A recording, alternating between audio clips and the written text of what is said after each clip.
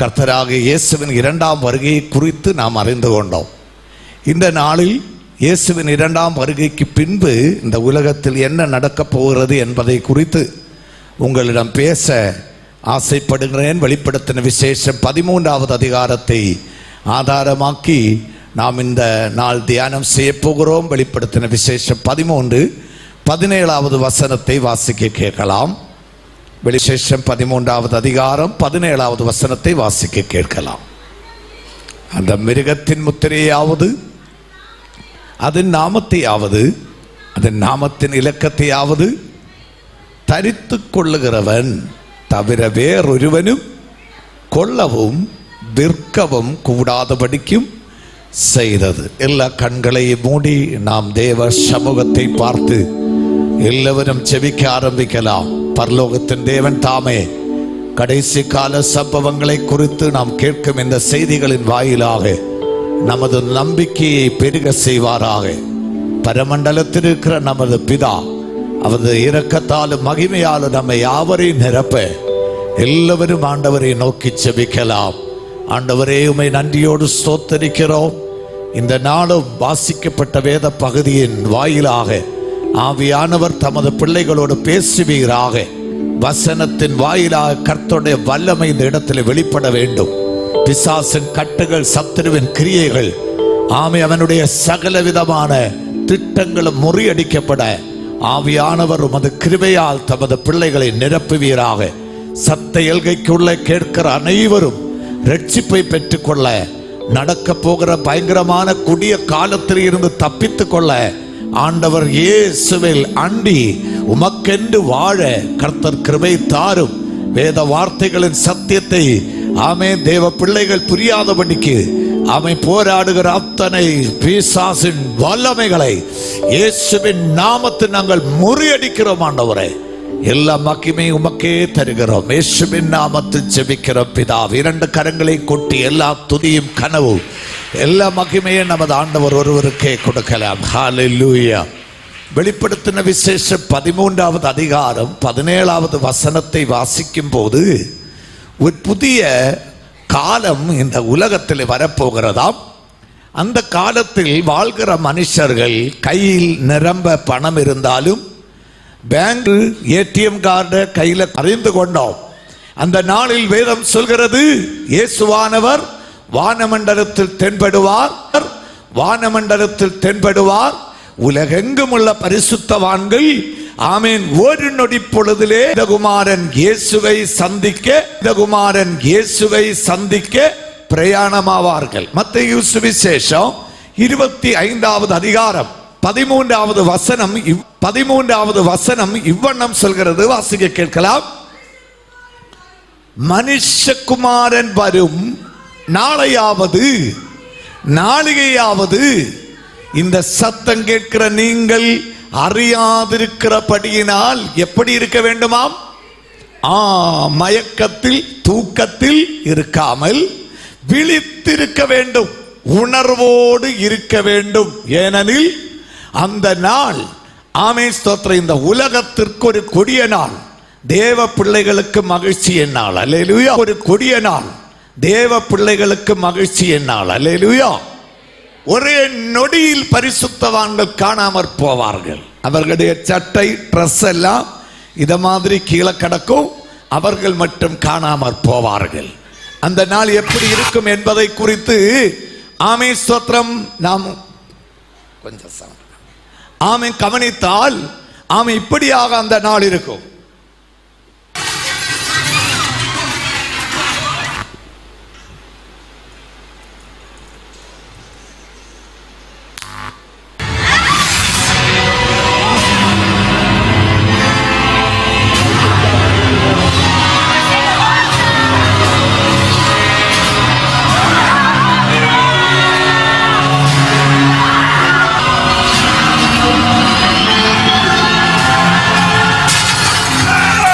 காந்தம் இரும்பை எப்படி இழுத்துக் கொள்ளுகிறதோ இதை போல பரிசுத்தவான்கள் பரலோகத்திற்கு நேராக இழுத்துக் கொள்வார்கள். வேதம் சொல்கிறது, என்னுடைய ஆவி இல்லாதவன் எனக்குரியவன் அல்ல, என்னுடைய ஆடுகள் மட்டும் என்னுடைய சத்தத்தை கேட்கும். அப்ப தேவனுடைய ஆவி பெற்றவன் அந்த நாளில் ஒரே நிமிடத்தில் இழுத்து வானத்திற்கு நேராக பரலோகத்திற்கு நேராக இவ்வண்ணம் எடுத்துக் கொள்ளப்படுவார்கள்.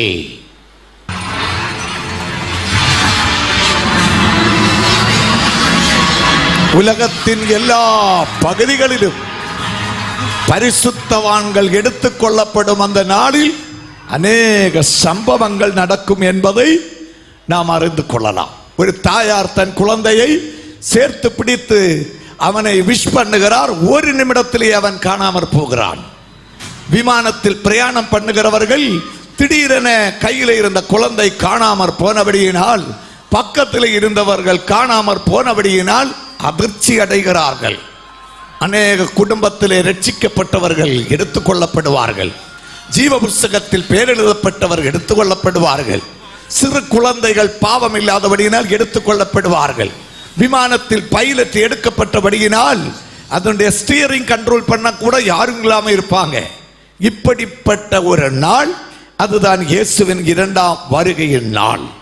உலகெங்கும் பிரசங்கம் பண்ணி கொண்டிருக்கும் பாஸ்டர்மார்கள் ஆயத்தமானவர்கள் எடுத்துக் கொள்ளப்படுவார்கள். விசுவாசிகள் எடுத்துக் கொள்ளப்படுவார்கள். ஆங்காங்கே என்ன நடக்கும் என்று கவனியுங்கள். பரிசுத்தவான்கள் உலகத்தின் எல்லா திசைகளில் இருந்தும் ஒரு நொடி பொழுதிலே அவர்கள் எடுக்கப்பட்டு ஆண்டவர் இயேசுவோடொப்பம் பரலோகத்தில் வாழ்வார்கள். கண்ணீர் இல்லாத, துக்கமில்லாத ஒரு வாழ்க்கை, சந்தோஷம் நிறைந்த ஒரு வாழ்க்கை, வேதனை இல்லாத ஒரு வாழ்க்கை, மனபாரம் இல்லாத வாழ்க்கை, உலகத்தில் உள்ள எல்லா சஞ்சலங்களையும் எல்லா சங்கடங்களையும் மறந்து அவர்கள் சந்தோஷத்தோட தேவ சமூகத்தில் அமர்ந்திருப்பார்கள். இந்த சத்தம் கேட்கிற அருமையான சகோதரிமார்களே, சகோதரர்களே, நீங்கள் கிறிஸ்தவர்களாக இருக்கலாம், சர்ச்சிலே போகிறவர்களாக இருக்கலாம், இயேசுவை நேசிக்கிறவர்களாக கூட இருக்கலாம். கேள்வி, இந்த இயேசு உங்கள் உள்ளத்தில் பிறந்திருக்கிறாரா? இந்த இயேசுவை இரட்சகராக ஏற்றுக்கொண்டு முழுக்க ஞானஸ்நானம் பெற உங்களால் முடிந்திருக்கிறதா? உங்கள் பெயர் பரலோகத்தில் எழுதப்பட்டிருக்கிறதா? இல்லாவிட்டால் கைவிடப்பட்ட மனுஷர்கள் மக்கள் அந்த நாள் அழுது புலம்புவார்கள். ஆனால் பரிசுத்தவான்கள் வானமண்டலத்தில் பறந்து உயர்ந்து ஆண்டவர் இயேசுவோடு கூட நித்திய நித்திய காலம் வாழ்வார்கள். அல்லேலூயா, ஆமென். பிள்ளைகள் கூட சிலர்கள் கைவிடப்படுவார்கள். வாலிப தம்பிமார்கள், சின்ன பிள்ளைகள் கூட ஒரு சிலர்கள். என்ன தெரியுமா? இப்ப அவர்கள் இடையிலேயும் பாவம் பெருகி இருக்கிறது. மொபைல் போன் எல்லாம் வந்ததோட என்ன ஆச்சு? Online game, PUBG, free fire, இல்ல பசங்க எல்லாம் நைட்டு 1 மணி 2 மணிக்கு எல்லாம் களி, பெட்ரா, அடிடா, என்ன ஆன்லைன் கேம்ல. அப்படிப்பட்டவர்கள் கூட அந்த நாட்களில் கைவிடப்படுவார்கள். ஆதலால் பிள்ளைகள் கூட ஜாக்கிரதையாக ஆண்டவரை நேசிக்க வேண்டுமா? இங்க பாருங்கள் என்ன நடக்கிறது என்று கவனிக்கலாம். என்னடா இது, உலகத்துல என்னெல்லாமோ நடக்குது. ஏசப்பா வர்றதுக்கு காலம் ஆயிட்டு உட்கார்ந்து பிரேயர் பண்ணாம இப்படி ஃப்ரீ ஃபயர் விளையாடிட்டு இருக்கீங்க. அக்கா, அதெல்லாம் பழைய காலம் அக்கா. பழைய காலம் இல்லடா தம்பி, இதுதான் ஏசப்பாவோட வருகைக்கு அடையாளமா நடந்துட்டு இருக்கு. ஸோ நாம ஏசப்பா வரும்போது நாம எல்லாம் அவரோட வருகையில போகணும்டா. என்னக்கா போங்கக்கா, உங்க வேலையை பார்த்துட்டு.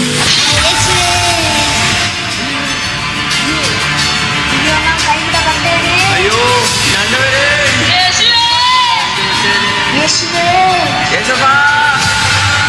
இதை போல ஒரு நிமிஷத்திலே, ஒரு இமைப்பொழுதிலே யோசிக்க கூட டைம் இருக்கவே இருக்காது.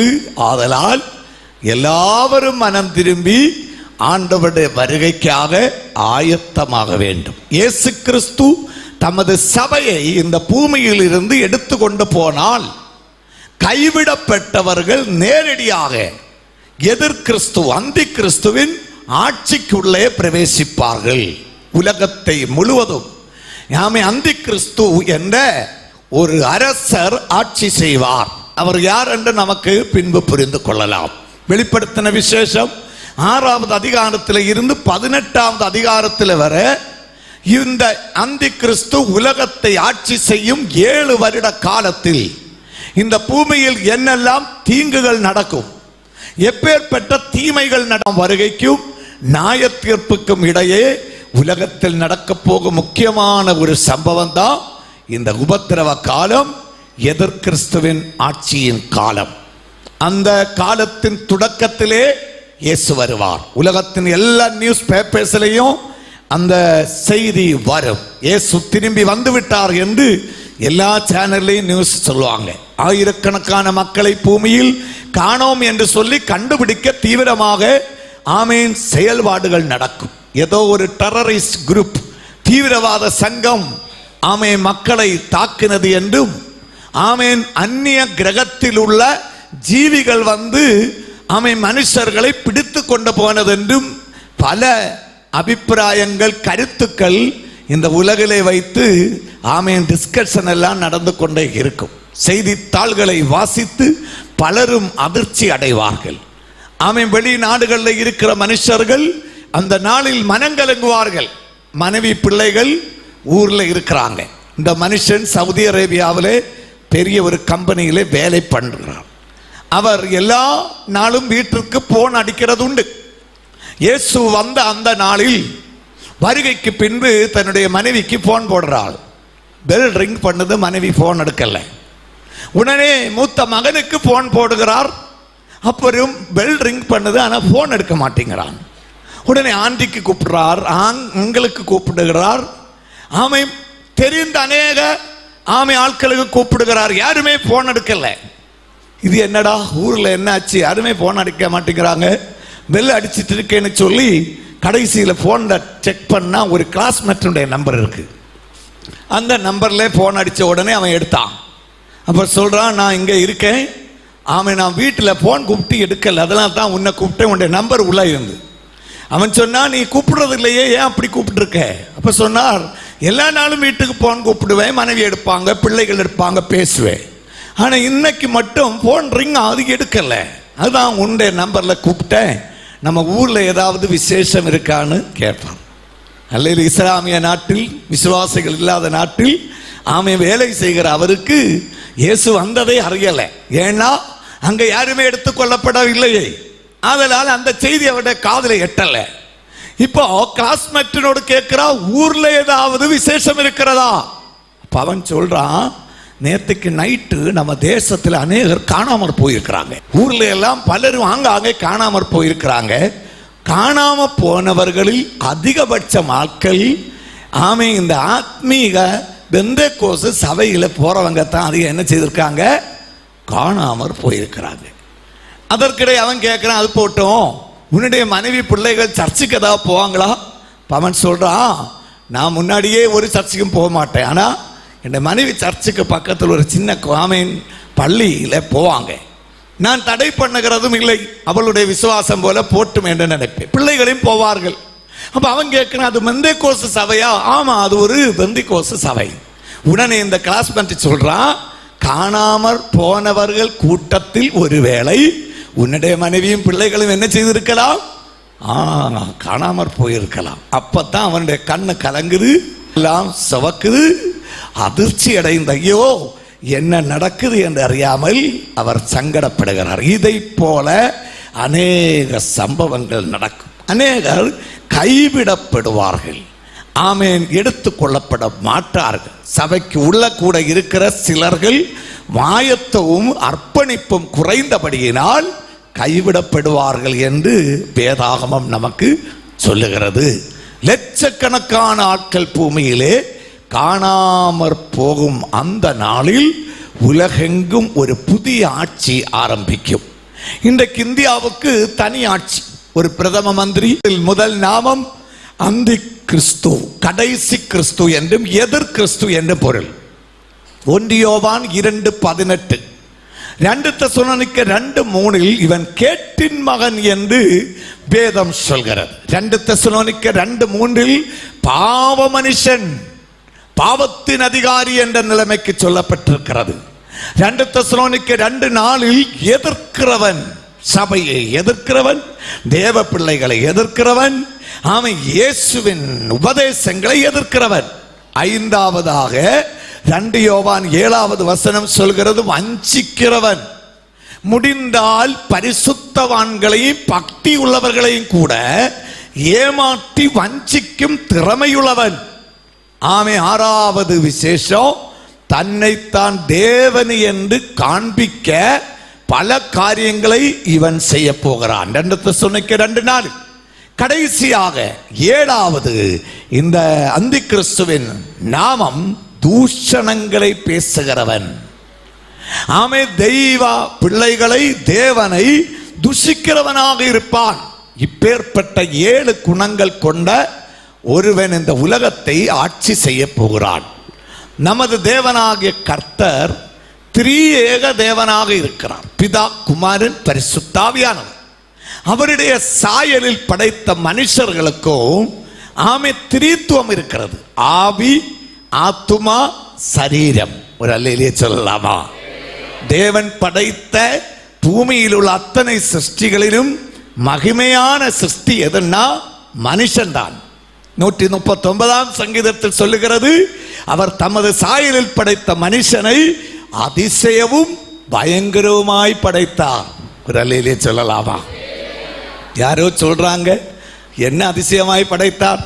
கொஞ்சம் சோப்பாவது, ஆமை வெள்ளை நிறமாவது இருந்திருந்தா நல்லா இருந்திருக்கும். ஆமை இல்ல, கொஞ்சம் ஆமை ஸ்தோத்திர ஹைட்டாவது கூடி இருந்தா நல்லா இருக்கும். இப்படி எல்லாம் சொல்றவங்க இருக்கிறாங்க. அல்லேலூயா. இல்லை, தேவன் நம்மை பரிபூரண அழகுள்ளவராக நம்மை படைத்திருக்கிறார். கருத்தவர்களுக்கெல்லாம் வெளுப்பாகணும். உங்களுக்கு தெரியுமா, பூமியிலேயே அழகான நிறம் கருப்பு தான். அதனால தான் வெள்ளைக்காரர்கள் கூட இப்ப என்ன செய்யறாங்க, நம்ம ஊர்ல வந்து கடற்கரையில படுத்து கிடக்குறாங்க. ஒருத்தட்ட கேட்டா சொல்றாரு, எப்படியாச்சும் சூரிய வெப்பம் அடிச்சு கருத்தா அதுதான் நல்ல நிறமா. அல்லேலூயா. ஆமே. ஆதலால் தேவனுடைய சாயலில் படைத்த மனுஷர்கள் அதிசயവും பயங்கரமாகவே படைத்திருக்கிறார்கள். அல்லேலூயா. இப்ப சொல்லுவாங்க, பாஸ்டர் குட்டையா இருக்கேன், கொஞ்சம் ஹைட்டா படைச்சிருந்தா நல்லா இருக்கும்ல. அது கூட ஆண்டவர் செயல்ல. உங்களுக்கு தெரியுமா, எங்களை மாதிரி ஹைட் உள்ளவங்க என்னெல்லாம் பாடுபடுறோம் தெரியுமா? சில வீட்டில் ஜோம் பண்ண சீக்கிரம் போய் ஏறினா மண்டையில் ஒரு இடி கிடைக்கும். இனி சில பஸ்ல சிட்டியில ஏறினா சரியா நிமிர்ந்து நிற்க முடியாது, தடையில அப்போ இடி கிடைக்கும். அப்ப பஸ்ல குனிஞ்சு நிற்கணும். சில இடத்துல ஊழியத்திற்கு போனா மத்தியானத்து பிறகு எல்லாம் ஒரு சின்ன பெட்டு, ஒரு ரூம் எல்லாம் சில இடத்துல கொடுப்பாங்க. அதுல படுத்தா பாதி காலி வெளியில கிடக்கும். அல்லேலூயா. அப்ப கொஞ்சம் கைட்டு குறைஞ்சிருந்தா நல்லதுதானே? ஒரு அல்லேலூயா சொல்லலாம். இனி கைட்டு கூடினவர்கள் கைட்டு குறையலையே சொல்லி சங்கடப்பட வேண்டாம். ஏனெனில் பல இடங்களிலும் சக்காயை போல மரத்தில் ஏறாம நிமிர்ந்து நின்று பார்க்க கைட்டு நமக்கு தேவையா இருக்கிறது. அதனால ஹைட்டா இருக்கீங்களா, ஸ்தோத்திரம் சொல்லுங்க. புட்டையா இருக்கீங்களா, ஸ்தோத்திரம் சொல்லுங்க. கருப்பா வெளுப்பா எப்படி இருந்தாலும் ஆண்டவர் எல்லாம் நல்லதாகவே செய்திருக்கிறார். ஒரு அல்லேலூயா சொல்லலாமா? அப்ப தேவன் திரியேக தேவன். ஆமேன். அதை போல மனுஷனையும் தமது சாயலில் ஆமே ஆவி, ஆத்மா, சரீரத்தை கொடுத்து படைத்தார். ஆமேன். பிசாசும் திரித்துவம் உள்ளவனாக காணப்படுகிறார். வெளிப்படுத்தின விசேஷம் 13வது அதிகாரத்தில் அது விளக்கப்பட்டிருக்கிறது. பிசாசின் திரித்துவத்தில் முதல் நபர் யாருன்னு கேட்டா, இங்க நீங்க பார்த்தா தெரியும், பிதா யாருன்னா சாத்தான், லூசிபர், இந்த பிரபஞ்சத்தின் பிரபு. அதுதான் இந்த முதல் தலை. இரண்டாவது நபர் யாருன்னா அவருடைய குமாரன், அதுதான் அந்தி கிறிஸ்து. இந்த உலகத்தில் வெளிப்படவில்லை, வெளிப்பட போகிறார் கூடிய சீக்கிரத்தில். மூன்றாவது நபர் யாருன்னா, ஆம் இங்க பாருங்க, ஆவி, அதுதான் கள்ளத்தீர்க்கதரிசி. இந்த மூன்றும் சேர்ந்ததுதான் ஆமே சாத்தானின் ஆளுகை, அவனுடைய திரித்துவம்.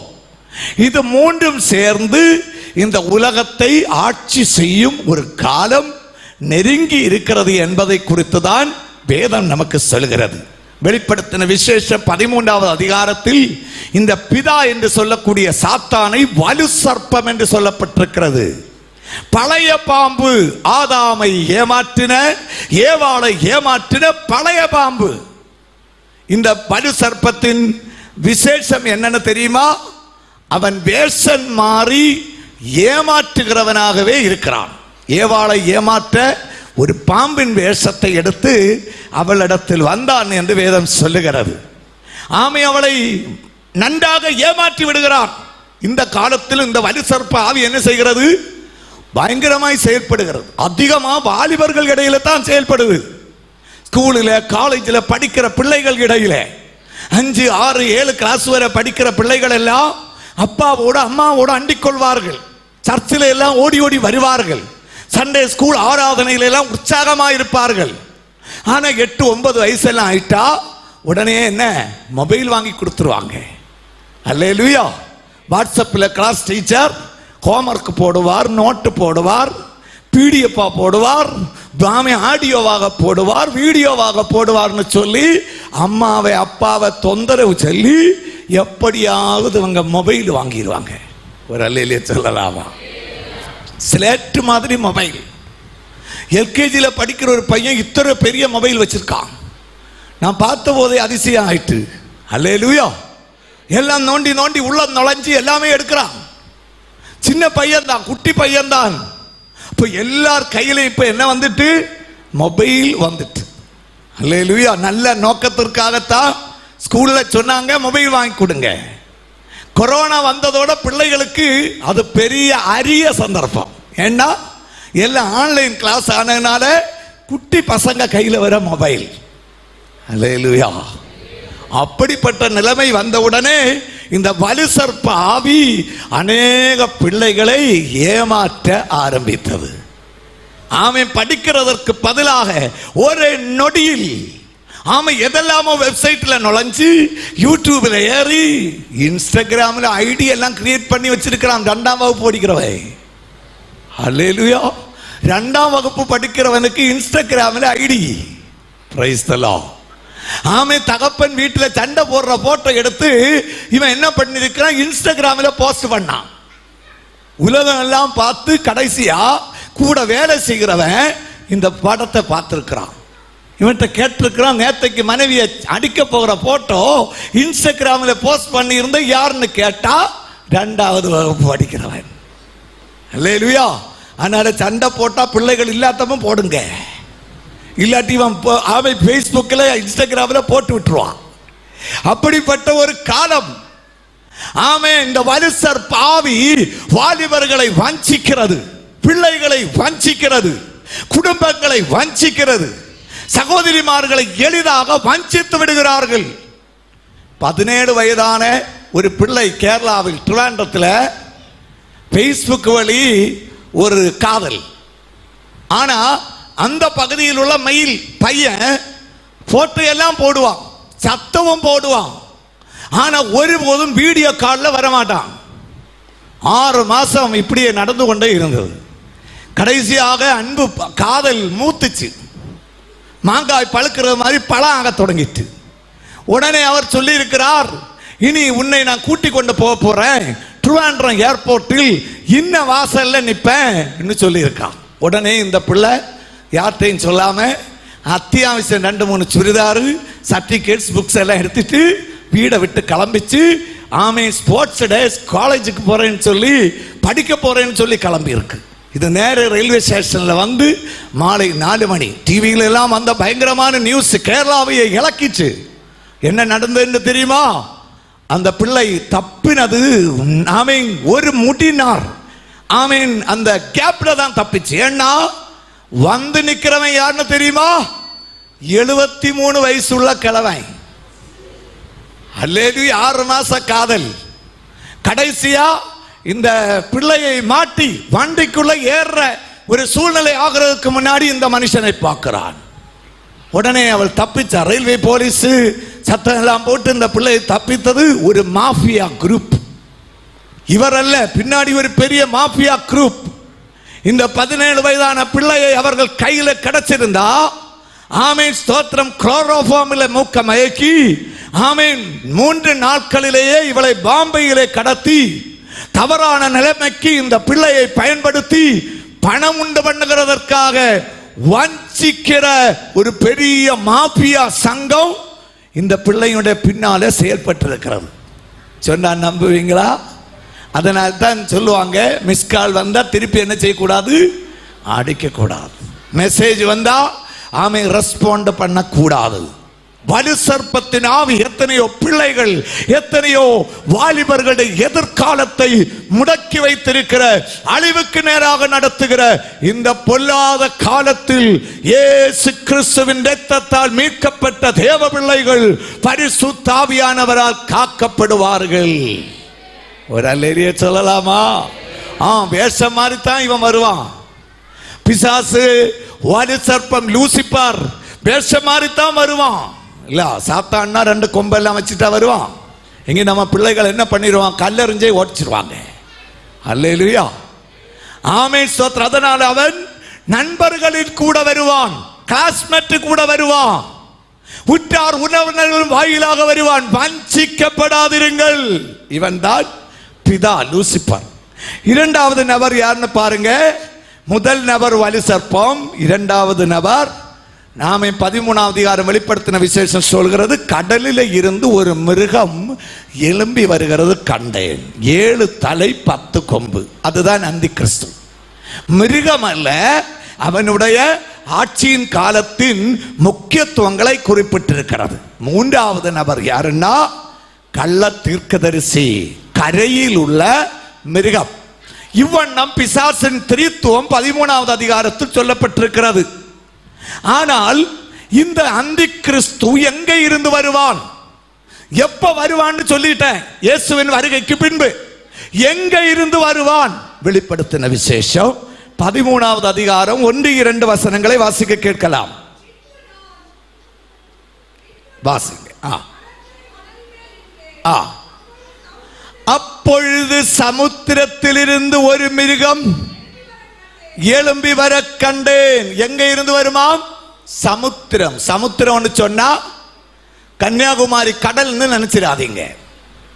பரிசுத்த வேதாகமத்தில் சமுத்திரம் என்று மனுஷ கூட்டத்தை, ஜனத்தை சமுத்திரம் என்று சொல்லப்பட்டிருக்கிறது. ஏசாயா தீர்க்க தரிசனத்தில் இஸ்ரவேல் ஜனமாகிய சமுத்திரம். வெளிப்படுத்தின விசேஷத்தில் 2 இடத்தில் ஜனத்தை சமுத்திரம் என்று சொல்லப்பட்டிருக்கிறது. அதால் சமுத்திரத்தில் இருந்து வர கண்டேன்னா மக்களிடையில் இருந்து, ஜனங்களிடையில இருந்து வர கண்டேன். வாசிங்க. அதற்கு 7 தலைகளும் 10 கொம்புகளும் இருந்தன. பாருங்க பிள்ளைகள், எண்ணி பாருங்க எத்தனை. 7 தலை. தமிழ்ல வீடியோ காமிச்சு விடுங்க. 7 தலை இருக்கிறது, 10 கொம்பு இருக்கிறது. அப்ப இந்த 10 கொம்புன்னா 7 தலைன்னா என்ன? அதன் பொருள் என்னன்னா, உலக நாடுகளை 7ஆக திரித்து 10 அதிகாரத்தின் கீழே கொண்டு வந்து இவன் ஒருவன் ஆட்சி செய்வான். உலகத்தின் 195 நாடுகளை 7 பகுதிகளாக பிரித்து 10 அதிகாரத்தின் அதிகார சக்திகளை நியமித்து அவர்களுக்கு கீழே இவன் ஆட்சி செய்வான். அதனால தான் அங்க 10 கொம்பு 7 தலை என்று சொல்லப்பட்டிருக்கிறது. இப்படிப்பட்ட ஒரு மிருகம், இதுதான் எதிர் கிறிஸ்து. ஒரு அல்லேலூயா சொல்லலாமா? இப்போ அந்தி கிறிஸ்து உலகிலே இல்லை, ஆனா அவனுடைய ஆவி உலகிலே கிரியை செய்து கொண்டிருக்கிறது. எப்படி இன்னைக்கு அந்தி கிறிஸ்து உலகிலே கிரியை செய்கிறான்? பிக்சர் காமிங்க. ஆடுகளின் வேஷத்தை போர்த்தி கொண்டு இன்னைக்கு அந்தி கிறிஸ்துவின் ஆவி நமக்கு இடையிலே செயல்படுகிறதா? இந்த படத்தை பாருங்க. பார்த்தா எல்லாம் ஆடுகளாகத்தான் இருக்கு. ஆனா இதுக்குள்ள ஒரு அந்தி கிறிஸ்து மாதிரி ஒன்று நிக்குது. அல்லேலூயா. ஆடல்ல, நீங்க கண்டுபிடிக்க முன்னால தான் நிறுத்தி இருக்கிறேன். இருந்தும் சிலர்கள் தப்புகிறார்கள். சுட்டி காட்டலாம். இங்க கவனிங்க. பாலு பார்த்தா செம்மறி ஆடு போல தான் இருக்கு. கழுத்து வாக்கி எல்லாம் பார்த்தா கிட்டத்தட்ட ஆடு போல தான் இருக்கு. ஆனால் இது ஆடல்ல, ஓநாய். அல்லேலூயா. ஆடுகளின் வேஷத்தை தரித்துக் கொண்டு வஞ்சிக்கிற, வேஷம் மாறி வருகிற அந்தி கிறிஸ்துவின் ஆவி. பாத்தீங்களா? பார்த்தா நாய் மாதிரி தான் இருக்கு, ஆனா பிராய்லர் சிக்கன். அல்லேலூயா. அப்போ இதை போல வேஷம் மாறி வருகிறான். தேவ பிள்ளைகளை ஏமாற்ற, விசுவாசிகளை ஏமாற்ற வீட்டில் எல்லாம் வர்ற எல்லாரையும் ஏத்திராதீங்க. தோத்திர அம்மா அல்லேலியான்னெல்லாம் சொல்லிட்டு வருவாங்க. ஒரு அல்லேலியா சொல்லலாமா? வேறு வழியாய் வருகிறவன் எல்லாம் கள்வனும் கொள்ளைக்காரனுமாய் இருக்கிறான்னு இயேசு சொன்னார். அப்ப நேரு வாசல்ல வருகிறவன் தான் யாரு? மெய்ப்பன். ஒரு அல்லேலியா சொல்லலாம். உண்மையான போதகர், உண்மையான ஊழியக்காரன் எந்த வாசல் வழி வருவான்? நேர்வாசல். நேர்வாசல்ல பாஸ்டர், அந்த போதகரோடு இணைந்து நம்ம வீட்டில் வருவாங்க. அவன் வேஷம் மாறி வருகிறவர்களை நம்ப கூடாது. அப்ப அந்தி கிறிஸ்துவின் ஆவி இந்த கடைசி நாட்களில் ஓநாயாக இருக்கிறான். அவன் ஆட்டின் வேஷத்தை பொருத்திக் கொள்ளுகிறான். கண்ட ஆடு மாதிரி இருக்கு. அல்லேலூயா. அதனால அங்க இங்க என்னெல்லாம் சொல்லி ஓடாதீங்க. இங்க அழகாக ஒரு சபை இருக்கிறது, அழகான ஒரு போதகர் இருக்கிறார். சத்தியத்தை அறிவீர்கள், அந்த சத்தியம் உங்களை இப்போ ஓடுறாங்க. நெய்யாற்றின்கரை ஜென்சன்ல ஒரு நாள் நின்னா ஒரு பாட்டி அம்மா 5 லிட்டர் கன்னாசு, கன்னாசுமா போகுது. நான் கேட்டேன், அம்மா எங்க போறீங்க? கன்னாசுல என்ன மண்ணெண்ணையா டீசலா? அந்த அம்மா சொல்லிச்சு, பாஸ்டர் இது தண்ணி, இங்க பக்கத்துல ஒருத்தர் ஜோம் பண்ணி கொடுக்கிறாரு. இது ஜோம் பண்ணி வீட்டில் கொண்டு எல்லா இடத்துலையும் 1 மாசம் ஊத்தினா எந்த பிசாசும் என்ன செய்யாது, வராது. அப்ப அடுத்த 30 நாளுக்கு கன்னாசும் கொண்டு போகுது. ஒரு அல்லேலியா சொல்லலாமா? ஆமே, ஸ்தோத்திரம். பாத்தீங்களா? வேற ஒருத்தரை பார்த்தா கவர்ல பழம். என்ன பழம்னா பாளையங்கோட்டை பழம். எதுக்குன்னா இது ஜெபம் பண்ணி கொடுப்பாங்க, கொண்டு போய் சாப்பிட்டா வயிற்றில் உள்ள அசுவம் எல்லாம் போவாங்க. அல்லேலூயா. வேதத்தில் இல்லாத புதிய புதிய காரியங்கள். ஓனாய் ஆட்டின் வேஷத்தை தரிக்கிறது. நான் கேட்டேன், சும்மா ஜெபம் பண்ணி கொடுப்பாங்களா? இல்ல பாஸ்டர், அதுக்கு ஒரு பீஸ் ஒன்று இருக்கு. பீஸ் கட்டினா தான் பாளையங்கோடம் பழத்துக்காக ஜெபம் பண்ணுவாங்களாம். அல்லேலூயா. இந்த கிரவி ஜாக்கிரதையாக இருங்கள். கடைசி நாட்களிலே சபையை, விசுவாசிகளை, பக்தர்களை வஞ்சிக்கிற ஆவி வல்லமையாய் செயல்பட்டு கொண்டே இருக்கிறது. இது கண்டுபிடிக்க ரொம்ப கஷ்டம். கண்டுபிடிக்கணும்னா எங்க பார்க்கணும் தெரியுமா? ஒரே வழி, அதனுடைய நாவை தான் பார்க்கணும். பார்த்தீங்களா? வாயை பார்த்தால் தான் இது என்னன்னு கண்டுபிடிக்க முடியும். அதன் பொருள் என்னன்னா பிரசங்கம் கேட்கணும். அவங்க வசனம் கேட்கும் போதுதான் இது ஓனாயா ஆடான்னு தெரியும். அது நம்ம ஆட்களுக்கு அதுவும் தெரிய கஷ்டம். ஏன்னா பைபிள் வாசிக்க மாட்டாங்களே. பைபிள் வாசிச்சா தானே இது எதுன்னு தெரியும். என்ன சொன்னாலும் அல்லேலூயா, பிரைஸ் தி லார்ட். அருமையானவர்களே, இயேசுவை சிலுவையில் அறைந்து கொண்டார்கள். சந்தோஷம் உள்ளவர்கள் அல்லேலூயா சொல்ல சொன்னா எல்லா அல்லேலூயா சொல்லுது. யாரு? நம்ம ஆண்டவர் இயேசுவை சிலுவையில். அப்போ எவ்வளவு கேட்கிறாங்கன்னு மட்டும் புரிஞ்சுக்குங்க. ஆனா நீங்க மிக நன்றாக கவனிக்கிறீர்கள். அதற்காக ஆண்டவருக்கு நன்றி செலுத்து. ஒரு அல்லேலூயா சொல்லலாமா? அவர்கள் நாவை பார்த்தால், பிரசங்கம் கேட்டால் இது எங்க இருந்து வருகிறது என்று புரியும். அது புரிய வேண்டும் என்றால் வேதத்தை நன்கு கவனித்து தியானித்து ஆண்டவரில் அண்டிக் கொள்ளுகிறவர்களாக இருக்க வேண்டும். அல்லேலூயா. இருக்கிறவர்கள் கம்மி. ஏதாவது அத்தியாவசியம் வந்தா மட்டும்தான் என்ன செய்வார்கள்? பைபிளை எடுப்பார்கள், தியானிப்பார்கள். அல்லேலூயா. இங்க கவனிங்கள். அது நாவை திறந்து அந்த நரி சத்தம் போடுகிறது ஆடுகளுக்கு இடையே. அப்பதான் தெரியுது இது ஆடல்ல, இது ஓநாய். பாத்தீங்களா? Praise the Lord sister. வேஷம் மாறி வருவாங்க. 1 யோவான் 4வது அதிகாரம் 3வது வசனத்தை வாசிக்க கேட்கலாம். மாம்சத்தில் வந்த இயேசு கிறிஸ்துவை அறிக்கை பண்ணாத எந்த ஆவியும், அப்ப பூமியில் அநேக ஆவிகள் என்ன செய்து இருக்கு. அல்லேலூயா. நான் அங்க போய் ஆவியை பெற்றுக்கொண்டேன், இங்க போய் பெற்றுக்கொண்டேன் எல்லாம் சொல்லும்போ பார்த்து பெற்றுக்கொள்ளுங்க. அநேக ஆவிகள் இருக்கிறது. அந்த எதிர் கிறிஸ்துவின் ஆவி எங்க சொல்லப்பட்டிருக்கிறது? இயேசு கிறிஸ்துவை அறிக்கை பண்ணாத ஆவி. இயேசுவை என்ன செய்யாது? அறிக்கை பண்ணாது. வாசிங்க. வருமென்று நீங்கள் கேள்விப்பட்ட அந்தி கிறிஸ்துவனுடைய ஆவி அதுவே, அது இப்பொழுதும் உலகத்தில் இருக்கிறது. அப்ப இப்ப யார் இல்ல? அந்தி கிறிஸ்து உலகில இல்ல. ஆனா அவனுடைய ஆவி என்ன செய்கிறது? ஆத்துமாக்களை வஞ்சித்துக் கொண்டிருக்கிறது. ரட்சிக்கப்பட்டவர்களை வஞ்சிக்கிறது, ஞானஸ்நானம் பெற்றவர்களை வஞ்சிக்கிறது, விசுவாசிக்க முன்வருகிறவர்களை வஞ்சிக்கிறது. ஆமீன். அநேக ஆட்களை இது வஞ்சித்துக் கொண்டே இருக்கிறது. அல்லேலூயா. அதனால் தான் நேற்றைக்கு நாம் தியானித்தோம், இவர்களில் சிலர் வந்து நானே இயேசு என்று சொல்வார்கள். இப்போ ஏன் அந்தி கிறிஸ்து உலகத்தில் வெளிப்படவில்லை? வாசிக்கலாம். 2 தெசலோனிக்கர் 2வது அதிகாரம் 6, 7, 8 வசனம். சீக்கிரம் வாசிங்க. அந்தி கிறிஸ்து ஏன் இன்னைக்கு வெளிப்படல? வாசிங்க. அவன் தன் காலத்திலே வெளிப்படும்படிக்கு இப்பொழுது அவனை தடை செய்கிறது இன்னதென்றும் அறிந்திருக்கிறீர்களே. வாசிங்க. அக்கிரமத்தின் ரகசியம் இப்பொழுதே கிரியை செய்கிறது, ஆனாலும் தடை செய்கிறவன் நடுவிலிருந்து நீக்கப்படும் முன்னே அது என்ன செய்யாதாம்? அப்போ அந்தி கிறிஸ்து இப்ப வெளிப்படாத காரணம், அவனை தடை செய்கிற ஒரு நபர் இருக்கிறார். இந்த தடை செய்கிற நபர் யாருன்னா பரிசுத்த ஆவியானவர். ஒரு அல்லேலிய சொல்லலாமா? இன்றைக்கிரவு அருமையானவர்களே, இந்த உலகத்தில் அந்தி கிறிஸ்து வெளிப்படாதபடிக்கு சபையை கட்டி எழுப்பிக் கொண்டிருக்கிற பரிசுத்த ஆவியானவர் இந்த அந்தி கிறிஸ்துவை தடை செய்து கொண்டிருக்கிறார்.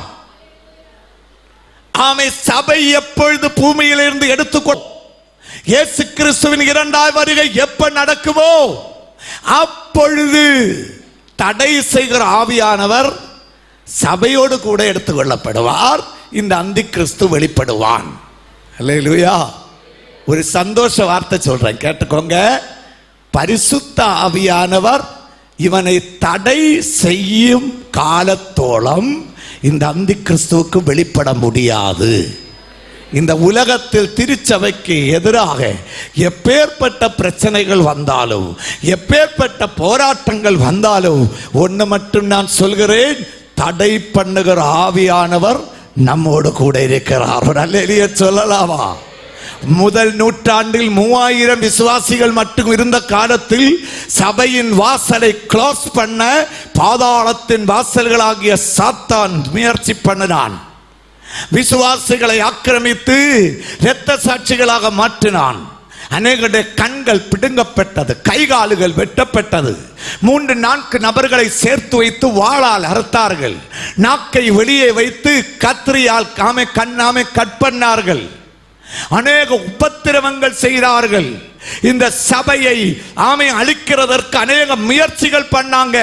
AD 64 முதல் 311 வரை 10 அரசர்களின் கீழே ரோமபுரியில் கிறிஸ்தவ சபைக்கு கொடூரமான தாக்குதல் நடந்தது.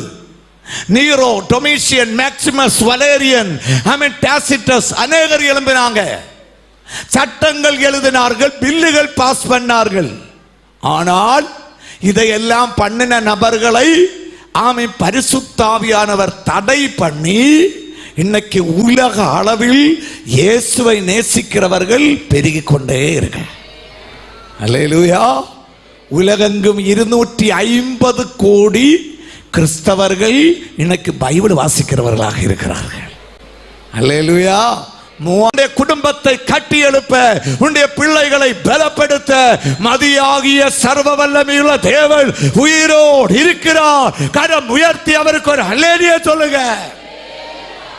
அல்லேலூயா. அப்போ தடை செய்கிற பரிசுத்த ஆவியானவர் இருக்கிறதுனால் அந்தி கிறிஸ்து உலகிற்கு வெளிப்பட முடியவில்லை. 1 தீமோத்தேயு 4:1 வசனம் சொல்கிறது. வாசிக்கலாம்.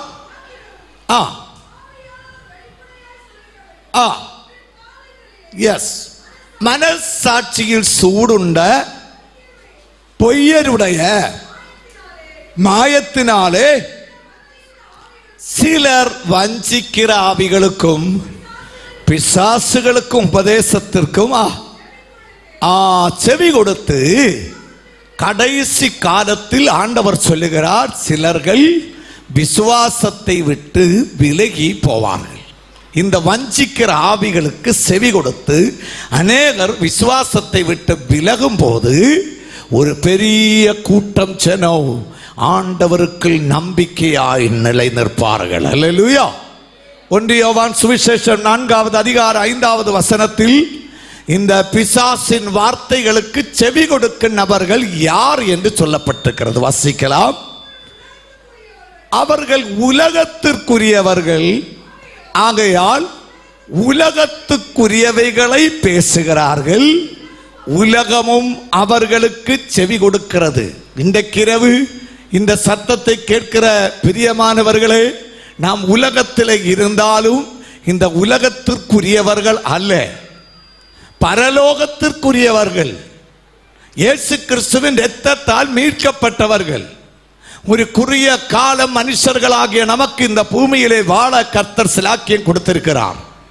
இந்த காலத்தில் உயரத்தில் உள்ளதை சிந்திக்க வேண்டும், உலகத்தில் உள்ள காரியங்களை நேசிக்க கூடாது. வேதம் சொல்கிறது, உலகம் உலகத்தின் ஆசாய் பாசங்களும் என்ன செய்யுமாம்? ஒழிந்து போகும். உலகத்தில் நாம் காண்கிற எதுவும் நிரந்தரமாக நிற்கிறதில்லை. உலகத்தை ஆட்டி படைத்த ஒரு பயங்கரமான மனுஷன் அலெக்சாண்டர் தி கிரேட், கிரேட்னு கூப்பிட்டிருந்தாங்க, மகானாகிய அலெக்சாண்டர். உலகத்தின் எல்லா நாடுகளையும் 27 வயதிற்கு முன்பே பிடித்து அவருடைய அதிகாரத்திற்கு கீழே கொண்டு வந்தார். கடைசியாக இந்தியாவையும் பிடித்தார். அந்த காலத்தில் இந்தியாவில் 56 குட்டி நாடுகள் இருந்தது. ஒவ்வொரு நாட்டிலேயும் ராஜாக்கள் இருந்தாங்க. அவர்கள் எதிர்த்தார்கள். எல்லாவரையும் எதிர்த்து முறியடித்து இந்தியாவையும் அலெக்சாண்டர் பிடித்தார். திரும்பி அவர் கிரேக்க நாட்டிற்கு போகும்போது அட்லாண்டிஸ் சமுத்திரம் கடலின் கரையிலே நின்று கடலின் அலைகள் பாய்ந்து கரையில் வர அந்த அலை தண்ணீரிலே வலது காலை மிதித்து தண்ணீரை தெறிப்பித்து கொண்டு சொன்னா, if you were a nation I would have conquered you. நீயும் ஒரு நாடாக இருந்திருந்தா நான் உன்னை என்ன செய்திருப்பேன்? கீழடக்கி இருப்பேன். அவ்வளவு பெரிய தைரியசாலி. ஆனால் ஆண்டவராகிய தேவனுடைய காதுகளில் அந்த சத்தம் எட்டியது. திரும்பி கிரீஸுக்கு வந்தவுடனே அவரை கீழ்ப்படுத்த தேவன் பயன்படுத்துறது என்னன்னு தெரியுமா? மிசைலோ பாம்போ ஒரு நாட்டை பயன்படுத்தல, ஒரு சின்ன உயிரி கொசு, ஒரு சின்ன கொசுவை அனுப்பி அந்த கொசு இந்த அலெக்சாண்டருடைய சரீரத்தை கொட்டியது. அதனுடைய விஷம் அவனுடைய இரத்தத்தில் ஏற பயங்கரமான மலேரியா காய்ச்சல் பாதித்து அவர் படுக்கையிலானார். அநேக சிகிச்சைகளை செய்தார். ஒரு சின்ன கொசுதான். சின்ன கொசுனா ஒரு கொசுவின் ஆயுட்காலம் அறிவியல் விஞ்ஞானப்படி மேக்சிமம் போனா 75 நாட்கள். அது நீங்களும் நானும் இறக்கம் காட்டினா தான். இப்போவே எத்தனை அடிச்சிட்டு இருக்கணும் தெரியுமா? அல்லேலூயா. 1 கிலோமீட்டர் தான் மேக்சிமம் பறக்குமா, அவ்வளவு சின்ன உயிரி கொசு. இது கொட்டி விஷம் ஏறி காய்ச்சல் வந்து மருந்து சிகிச்சை எல்லாம் எந்த பயனும் அளிக்காமல் மரணப்படுக்கையிலே படுத்தார். 3 மாதம். சாகிறதற்கு முன்பாக அவருடைய ஜெனரலை கூப்பிட்டு 3 காரியம் சொன்னார். 1, நான் சாகும்போது என்னுடைய 2 கரத்தையும் பெட்டியினுடைய வெளியே போட்டு வெளியே கொண்டு போய் மக்களுக்கு காண்பிக்கணும். 2, என்னுடைய சவப்பெட்டியை மிலிட்ரி ஆபீசர்ஸ் எடுக்கக்கூடாது, டாக்டர்ஸ் தான் சுமக்கணும். 3, இந்த பெட்டியை கொண்டு போற வழியில எல்லாம் பணத்தை வாரி கீழ் வாரி வீசிக்கொண்டே இருக்கணும், பூக்களை போடக்கூடாது. உடனே அந்த ஜெனரல் அவர் கேட்டிருக்கிறார், என்ன சார் வித்தியாசமா இருக்கு, ஏன் அப்படி செய்யணும்னு கேட்டிருக்கிறார். உடனே அவர் சொல்லி இருக்கிறார், என்னுடைய 2 கையையும் வெளியே இடணும். ஏன்னா நான் இந்த உலகத்திற்கு ஒன்றுமே கொண்டு வரவில்லை, ஆனா உலகத்தை முழுவதும் தேன் ஒன்றுமில்லாமல் என்ன செய்கிறேன், இந்த உலகத்தை விட்டு போகிறேன். ஒரு அல்லேலியா சொல்லலாமா? என்னெல்லாம் பிடிச்சாலும் இட்டுட்டு தான் போனோம். BMW கார் ஆனாலும் இட்டுட்டு தான் போனோம். ஆமை மாடி கட்டடம் இருந்தாலும் இட்டுட்டு தான் போனோம். ஒண்ணுமே கொண்டு போகவே முடியாது. அதனால் உள்ளதுக்காக ஸ்தோத்திரம் சொல்லுங்க, இல்லாததுக்காகவும் ஸ்தோத்திரம் சொல்லுங்க. இல்லாத நினைத்து சங்கடப்படுகிறீர்கள். அல்லேலூயா.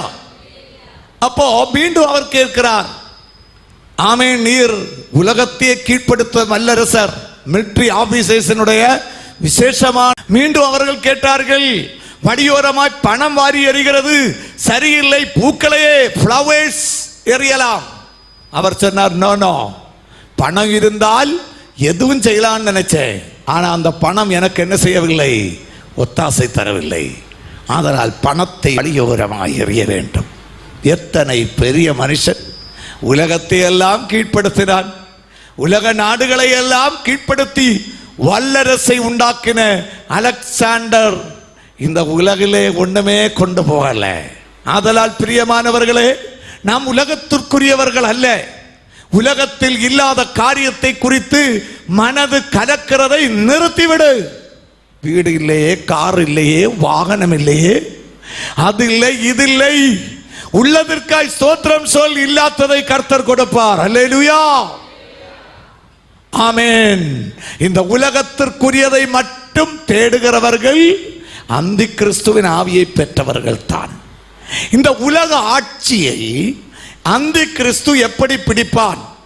பரிசுத்த வேதாகமத்தை படித்தால், ஆமை இயேசுவின் வருகைக்கு பின்பு இந்த உலகத்திலே ஒரு இன்டர்நேஷனல் எலெக்ஷன் நடக்கும். உலக நாடுகள் எல்லாம் சேர்ந்து ஒரு மன்னரை தெரிந்தெடுக்கிறதற்காக ஒரு எலெக்ஷன் நடத்துவாங்க. இன்னைக்கு இந்தியாவுக்கு தனி ஆட்சி இருக்கிறது. ஆமை ஒவ்வொரு நாட்டுக்கும் தனி ஆட்சி இருக்கிறது. அந்த நாளில் உலக நாடுகளுக்கெல்லாம் ஒரே ஆட்சியை கொண்டு வந்தால் உலகத்தின் பிரச்சனைகளை சமாளிக்க முடியும் என்று ஐநா சபையில கூடி ஆலோசனை நடத்துவார்கள். இன்னைக்கு ஐநா சபையில் 193 நாடுகள் இருக்கிறது. உலக பிரச்சனைகளை எல்லாம் அங்கத்தான் சமாளிக்கிறாங்க. யுத்தங்களை ஓய பண்ண அங்கத்தான் என்ன செய்கிறது, டிஸ்கஷன், சர்ச்சை எல்லாம் நடக்கிறது. அப்ப ஐநா சபையிலே ஆலோசித்து ஒரு நபர் உலகத்தை ஆண்டால் உலகத்தின் பிரச்சனைகளை சால்வ் பண்ணலாம் என்று ஆமென் கடைசியாக முடிவு பண்ணுவாங்க. ஒரு அல்லேலூயா சொல்லலாமா?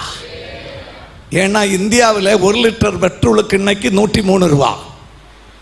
ஆனா மிடில் ஈஸ்டில் சில நாடுகளில் ஆமீன் 10-20 ரேட்டில் பெட்ரோல் கிடைக்குமா? ஏன்னா அங்கே பெட்ரோல் எடுக்கிறாங்க. அதனால அந்த விலைக்கு அங்க பெட்ரோல் கொடுக்கலாம்.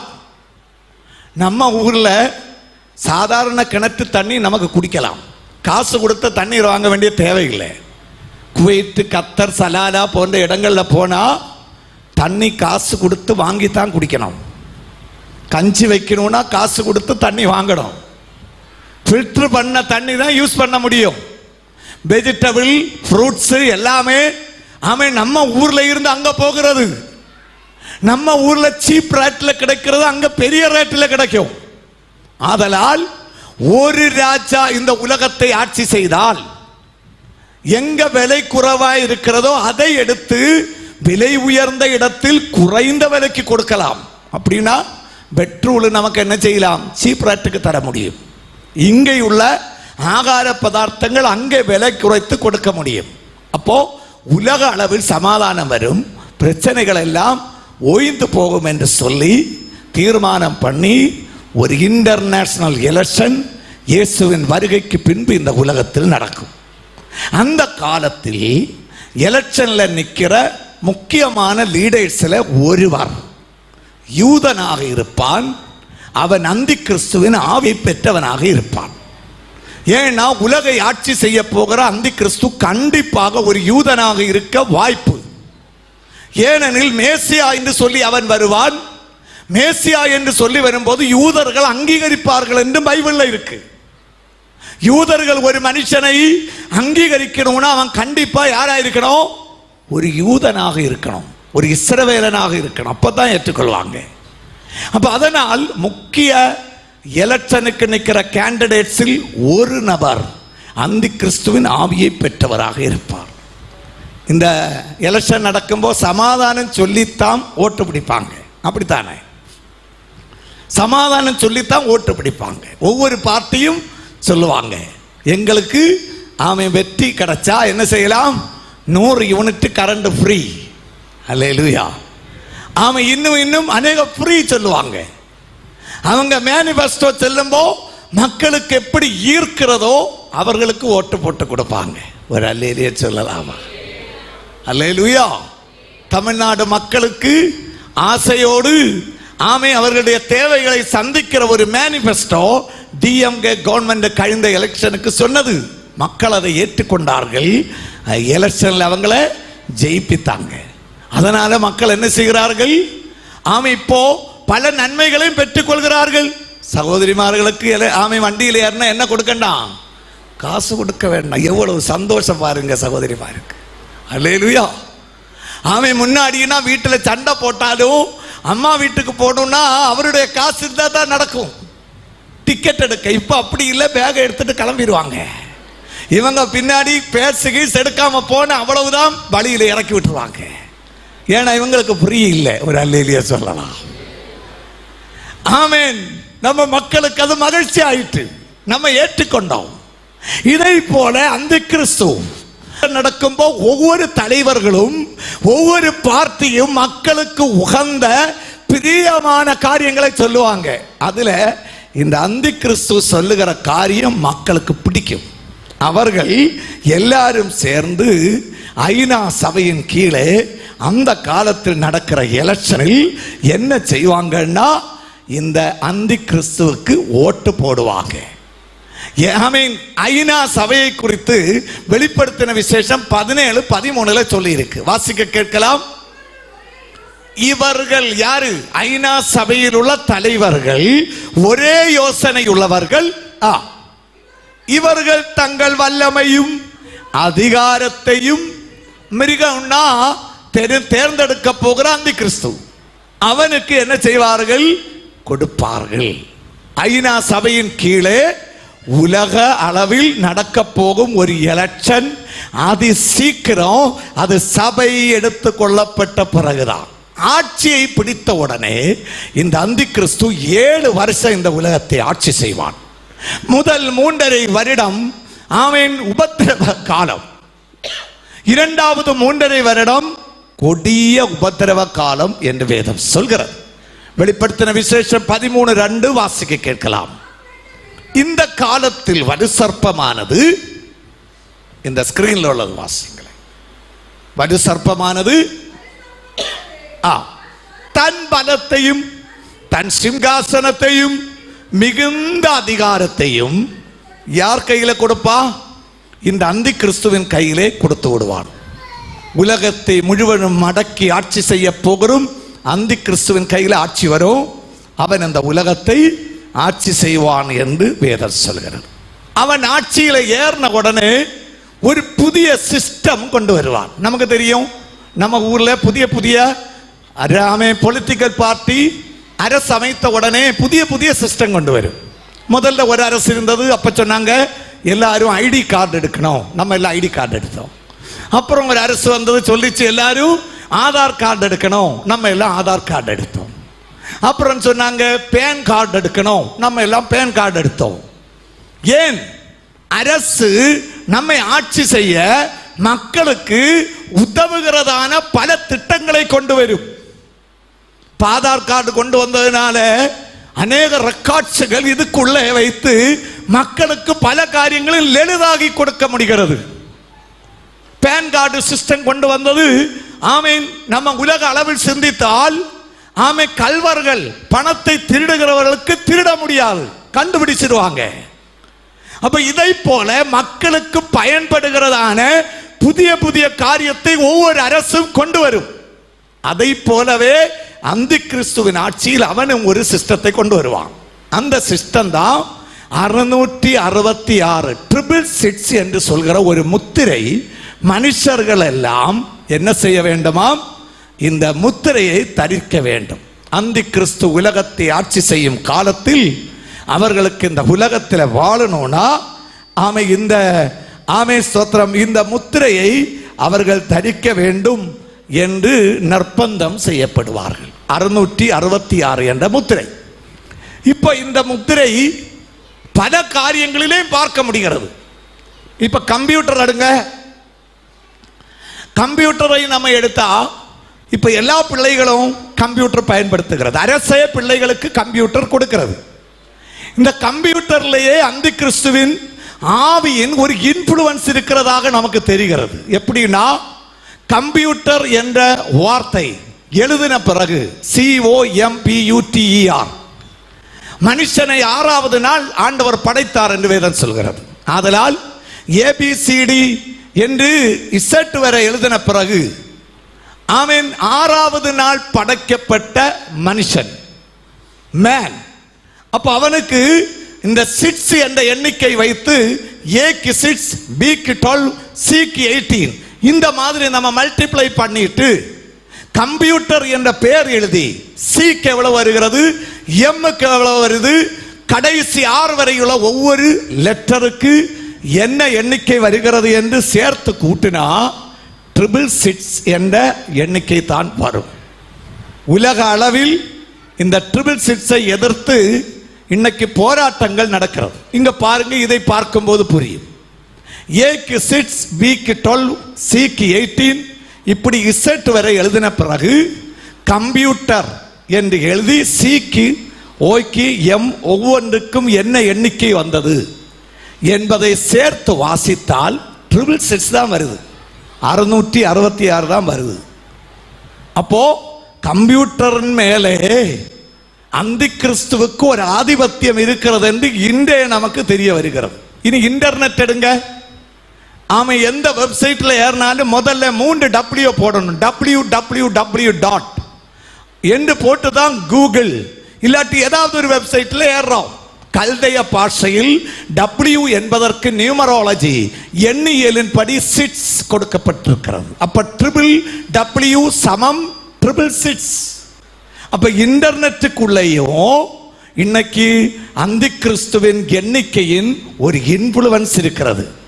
இனி இந்த UPC பார்கோடு எடுத்து பாருங்க. இப்ப சோப்பில பேனையில எல்லா காரியத்திலும் இப்படி ஒரு கோடு நீங்க பார்த்திருப்பீங்க. மால்ல எல்லாம் போனா இதை எடுத்து வச்சு ஹேண்ட் ஸ்கேன் பண்ண உடனே டிக்குன்னு ஒரு சவுண்டு கேட்கும். உடனே கம்ப்யூட்டர்ல எந்த கம்பெனி இது ப்ரொடியூஸ் பண்ணிச்சு, இதனுடைய விலை என்ன, என்னெல்லாம் கண்டென்ட்ஸ் இதுக்குள்ள இருக்கு எல்லாமே வந்துவிடும். ஒரு பேஜ் நிறைய வந்துவிடும். ஜஸ்ட் ஒரு கிளிக் ஹேண்ட் ஸ்கேன் வச்சு.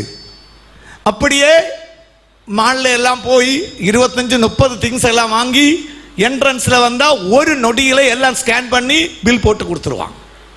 முன்னாடி மாதிரி ஒவ்வொன்றா பேப்பர்ல எழுதி என்ன செய்ய வேண்டாம், கூட்ட வேண்டாம். பலசரக்கு கடையில போய் ஒரு மாதத்திற்குள்ள முழுவன் சாதனம் வாங்கி கூட்டி எழுதி தரும்போது காலையில 9 மணிக்கு போனது 2 மணிக்கு தான் வீட்டில் வர முடியும். ஆனா இன்னைக்கு கடையில ஏறி தேவையுள்ளதெல்லாம் குட்டையில போட வேண்டியது. கவுண்டர்ல கொண்டு வச்சா ஸ்கேன் பண்ணுவான், எல்லாம் சேர்த்து கொடுத்துருவான், காசு மட்டும் கொடுக்கணும். அதற்கு காரணம் இந்த UPC பார்கோடு. இது கண்டுபிடித்தவர் ஜார்ஜ் லேரர். இதுக்குள்ளே 3 சீக்ரெட் கோடு இருக்கிறது. இந்த 3 சீக்ரெட் கோடு, ஃபர்ஸ்ட் இந்த 2 லைன், அப்புறம் இந்த 2 லைன், இந்த 2 லைன், இதற்கு ஒரு சீக்ரெட் கோடு வச்சிருக்காங்க. 6 உள்ள 3 சீக்ரெட் கோடுல தான் இந்த சாப்ட்வேர் செயல்படுகிறது, இந்த UPC பார்கோடு செயல்படுகிறது. ஆதலால் இந்த 3 6 எதை காண்பிக்கிறதுனா 666 காண்பிக்கிறது. 666. அப்போ நம்ம வாங்குற பொருட்கள் அதுல இருக்கிற UPC பார்கோடுல கூட ஒரு 666 இருக்கு என்று நம்ம புரிகிறோம். இனி வெளிப்படுத்தின விசேஷம் 13:7 வாசிச்சா, சிறியோரும் பெரியோரும் பணக்காரர்களும் பாவப்பட்டவர்களும் சுதந்திரர்களும் தாசர்களும் எல்லாவர்களின் வலக்கை மேலும் நெற்றி மேலையும் இந்த முத்திரை என்ன செய்ய வேண்டுமாம்? வாசிங்க, தமிழ்ல வாசிங்க. 13:7. மேலும் இந்த அந்த சிறியோரும் பெரியோரும் என்று தொடங்குற பகுதியை வாசிங்க. அங்க என்ன சொல்லப்பட்டிருக்கிறது என்று சொன்னால், எல்லா வித மனுஷர்களும் இந்த 666 என்ற முத்திரையை தரிக்கணுமா? எங்க தரிக்கணும்? வலங்கையிலாவது, இங்க பாருங்க, நெற்றியிலாவது. இத ரெண்டில் ஒரு இடத்துல கண்டிப்பாக 666 என்ற இந்த முத்திரையை மனுஷன் தரிக்க வேண்டும். இல்லாவிட்டால் அவனுக்கு விற்கவோ வாங்கவோ முடியாது. ஒரு அல்லேலூயா சொல்லலாம். இப்ப பாருங்க, உலக அளவில் ஒரு சிப்பு ரொம்ப ஃபேமஸ் ஆயிட்டு வருது. இந்த சிப்பு தான் பயோ சிப், இல்லாவிட்டால் மைக்ரோ சிப். மோட்டோரோலா கம்பெனி கண்டுபிடித்த இந்த சிப்பு ஒரு சின்ன அரிசியினுடைய அளவுதான் இந்த சிப்புக்கு உண்டு. ஆனா இந்த சிப்பினுடைய பயன் என்னன்னா, இது மனுஷ சரீரத்தில் இன்சர்ட் பண்ணிட்டா அவனுக்கு அநேக பிரமாணங்கள், டாக்குமெண்ட்ஸ் கையில கொண்டு போக வேண்டியது இல்லை. Aadhaar card, debit card, credit card, அப்புறம் பேன் கார்டு, பாஸ்போர்ட் எல்லாமே இந்த சிப்புக்குள்ள வைத்து விடுவார்கள். வீட்டில் உள்ள பிரமாணம் எல்லாமே இதுக்குள்ள அவங்க செட்டப் பண்ணிடுவாங்க. இந்த சிப்பு மட்டும் கையில இருந்தா போதும். இப்ப ஏடிஎம் கவுண்டர்ல போனா கிரெடிட் நம்ம ஏடிஎம் கார்டு போடணும், அதுக்குள்ள ஒரு பாக்ஸ் ஓபன் ஆகும். நம்ம என்ன செய்யணும்? நம்முடைய சீக்ரெட் பாஸ்வேர்ட் போடணும். அடுத்த ஒரு பாக்ஸ் வரும், எவ்வளவு ரூபான்னு டைப் பண்ணணும். அப்புறம் என்று கொடுத்தா உடனே காசு ஏடிஎம்ல வந்துடும். முதல்ல கொண்டு போட்டிருக்கணும், அப்பதான் வரும். ஒரு அல்லேலூயா சொல்லலாம். அவன் இருந்தா வரும், இல்லாட்டி வராது. அதுதான். ஆனா இந்த ஏடிஎம் கார்டு தொலைஞ்சு போகலாம், ஒடிஞ்சு போகலாம். இந்த சிப்பு போட்டுட்டா தேவையில்லை. ஏடிஎம் கவுண்டர்ல போய் நெட்டிய கண்ட உடனே அதுக்குள்ள பாக்ஸ் ஓபன் ஆயிரும். இல்லாட்டி கை இப்படி காட்டின உடனே மேஜிக் மாதிரி அதுக்குள்ள சென்சர் சிஸ்டம் ஓபன் ஆயிரும். நம்ம கோடு போட்டு காசை எடுத்துட்டு போயிடலாம். இந்த சிப்பு நம்ம கையில பாடியில இருந்தா வீட்டில் உள்ள ஃப்ரண்ட் வாசலுக்கு கீ தேவையில்லை. அந்த வாசல்ல இன்டர்லாக் சிஸ்டத்துல லாக் சிஸ்டம் பண்ணிட்டா அந்த வீட்டில் உள்ளவர்கள் வந்து நிற்கும் போதே வாசல் திறக்கும். எந்த திருடம் வந்தாலும் வாசல் என்ன செய்யாது? திறக்காது. அந்த வீட்டில் நபருடைய மண்டை பார்க்கணும், இல்லாட்டி கை பார்க்கணும், அப்பதான் வாசல் திறக்கும். வீட்டுடைய கேட் அப்படியே பண்ணலாம், காருடைய டோர் அப்படியே பண்ணலாம். அநேக வாசல்களை இதுல கனெக்ட் பண்ணி வைக்கலாம். அப்படிப்பட்ட சிஸ்டம் இந்த சிப்புக்குள்ள இருக்கிறது. நம்ம மெடிக்கல் ரிப்போர்ட்ஸ் எல்லாம் இதுக்குள்ள வைக்கலாம். ஹாஸ்பிட்டல்ல போனா ஓபன் பண்ண உடனே என்னெல்லாம் ட்ரீட்மெண்ட் பண்ணி இருக்கிறோம், எந்தெந்த டாக்டர் பார்த்திருக்காங்க, என்னெல்லாம் மெடிசின் கொடுத்திருக்கிறோம், எல்லாமே இதுக்குள்ள வந்துவிடும். அப்படிப்பட்ட ஒரு சிப் இப்போ உலக அளவில் அங்கீகரிக்கப்பட்டதாக மாறிக்கொண்டிருக்கிறது. இந்த சிப்பை அமெரிக்கா கவர்மெண்ட் பிறக்கிற ஒவ்வொரு பிள்ளைகளுக்கும் இந்த சிப்பு போடணும்னு சொன்னாங்க. இந்த சிப்பு சரீரத்தில் போட்டுவிட்டால் எளிதாக போடலாம். ஒரு சிரிஞ்சு வச்சு ஜஸ்ட் 1 மினிட்ல தோலுக்குள்ள வச்சிடலாம். ஆபரேஷன், சர்ஜரி ஒண்ணுமே தேவையில்லை.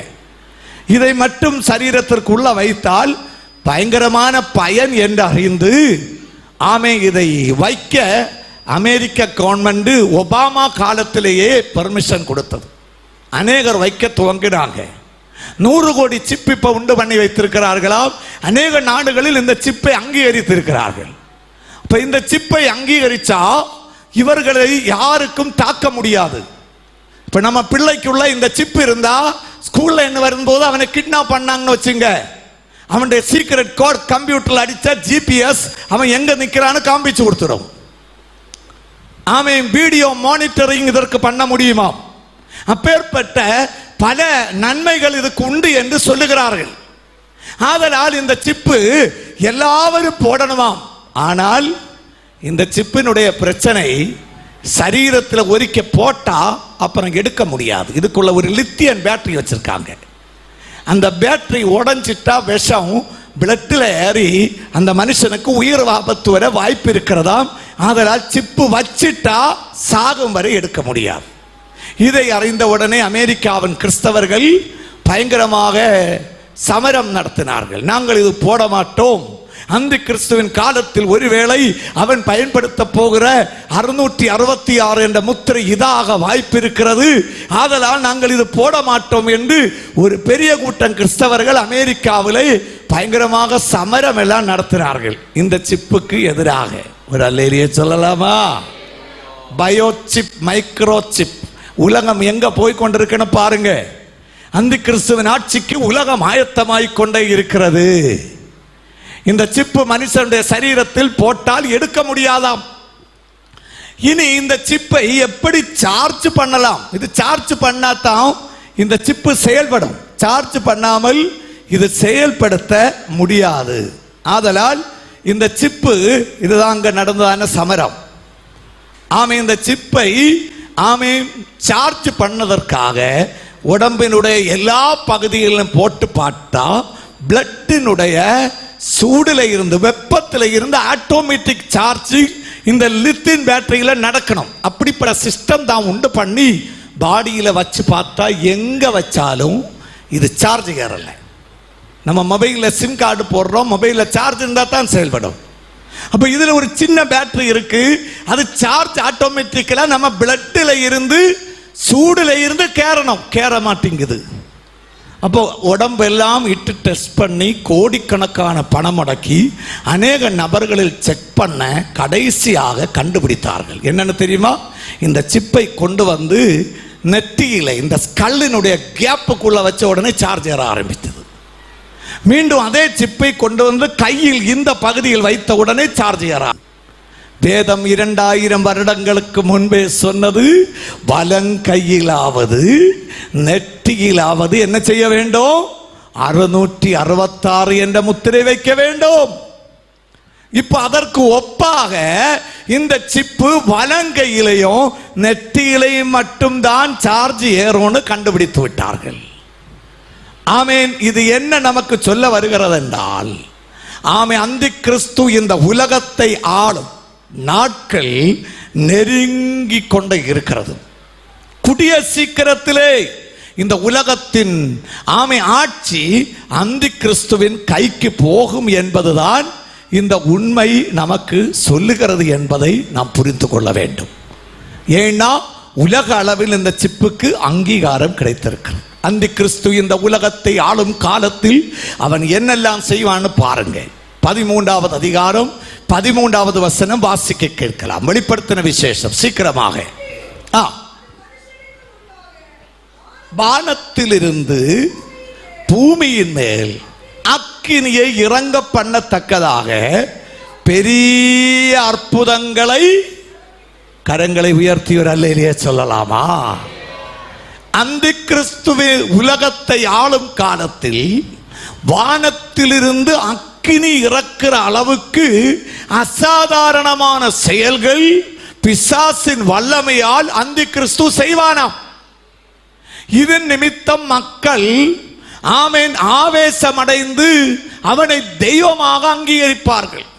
உலகத்தை ஆட்சி செய்த நல்ல தலைவர்களை எல்லாம் மக்கள் நேசிச்சிருக்கிறாங்க. தமிழ்நாட்டில் செல்வி ஜெயலலிதா அம்மா, அதை போன்ற பலர்களும் நல்ல ஆட்சி செய்த காலங்களில் மக்கள் ஒத்துழைப்பு கொடுத்தார்கள். அவர்களுக்கு உயிர் ஆபத்து வந்த போது சாகிறதற்காக அநேகர் துணிந்தார்கள். கருணாநிதி போன்ற பெரிய பெரிய தலைவர்களுக்காக உயிர் கொடுக்க கூட அநேகர் முன்வர காரணம் அவர்கள் செய்த நல்ல காரியங்கள் தான். உலக அளவில் இப்பேற்பட்ட அதிகாரிகள், அரசு ஆட்சி செய்தவர்களை எல்லாம் மக்கள் நேசித்திருக்கிறார்கள். ஆனா அந்த கிறிஸ்து இவர்களை போலையும் அல்ல, ஒரு தெய்வத்தை போல பூமியில் பலதும் இது காண்பிக்க ஆரம்பிக்கும். மனுஷன் காண்க வானத்திலிருந்து தீ இறக்கும். அப்போ ஒரு அமானுஷிகமான மனுஷன் என்று மக்கள் ஏற்றுக்கொள்வார்கள். இவரே கடவுள், இவரே தெய்வம் என்று சொல்லி அநேகர் அவரை வழிபட ஆரம்பிப்பார்கள். வெளிப்படுத்தின விசேஷம் 13:15 சொல்லுகிறது.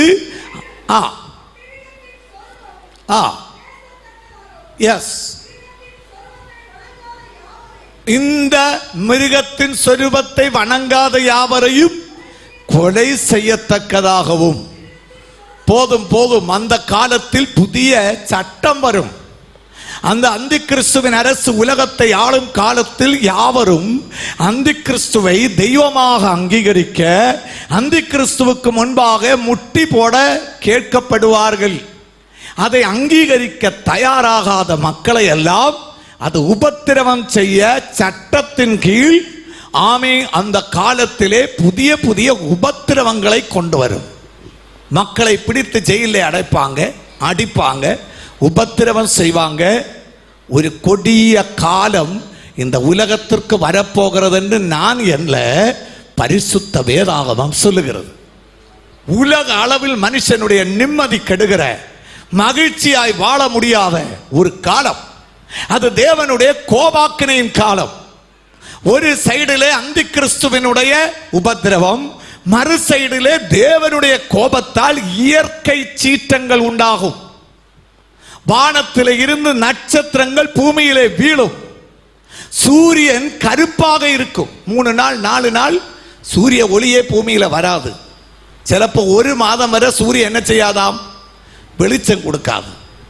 அப்போ இருட்டிலே மனுஷர்கள் இருக்க வேண்டி இருக்கும். இன்வெர்டர்ல சார்ஜ் நிற்காது. பவர் ஹவுஸில் ஒர்க் பண்ணாம கரண்ட் வராது. பவர் கட் அல்ல, பூரணமாகவே கரண்ட் இருக்காதாம். எங்கேயும் இருட்டாக இருக்கும். மனுஷன் இருக்கிற இடத்துல இருந்து எழும்ப பயப்படுவான்.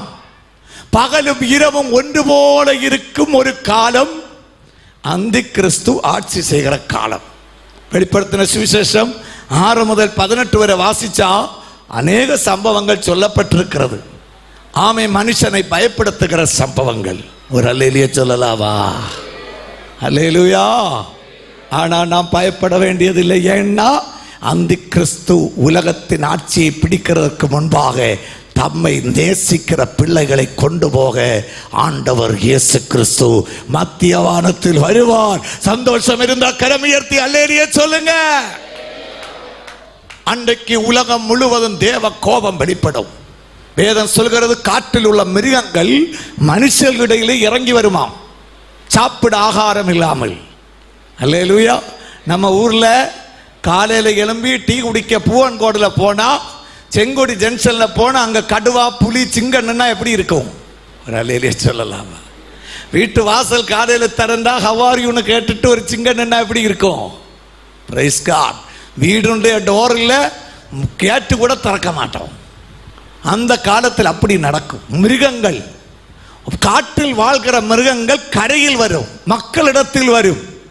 இப்ப இடுக்கியில எல்லாம் பார்த்தா காலையில தூக்க எழும்பின உடனே ஜன்னல் தான் திறப்பாங்களாம். ஏன்னா வெளியே மிருகங்கள் படுத்திருக்கிறோன்னு பயம்.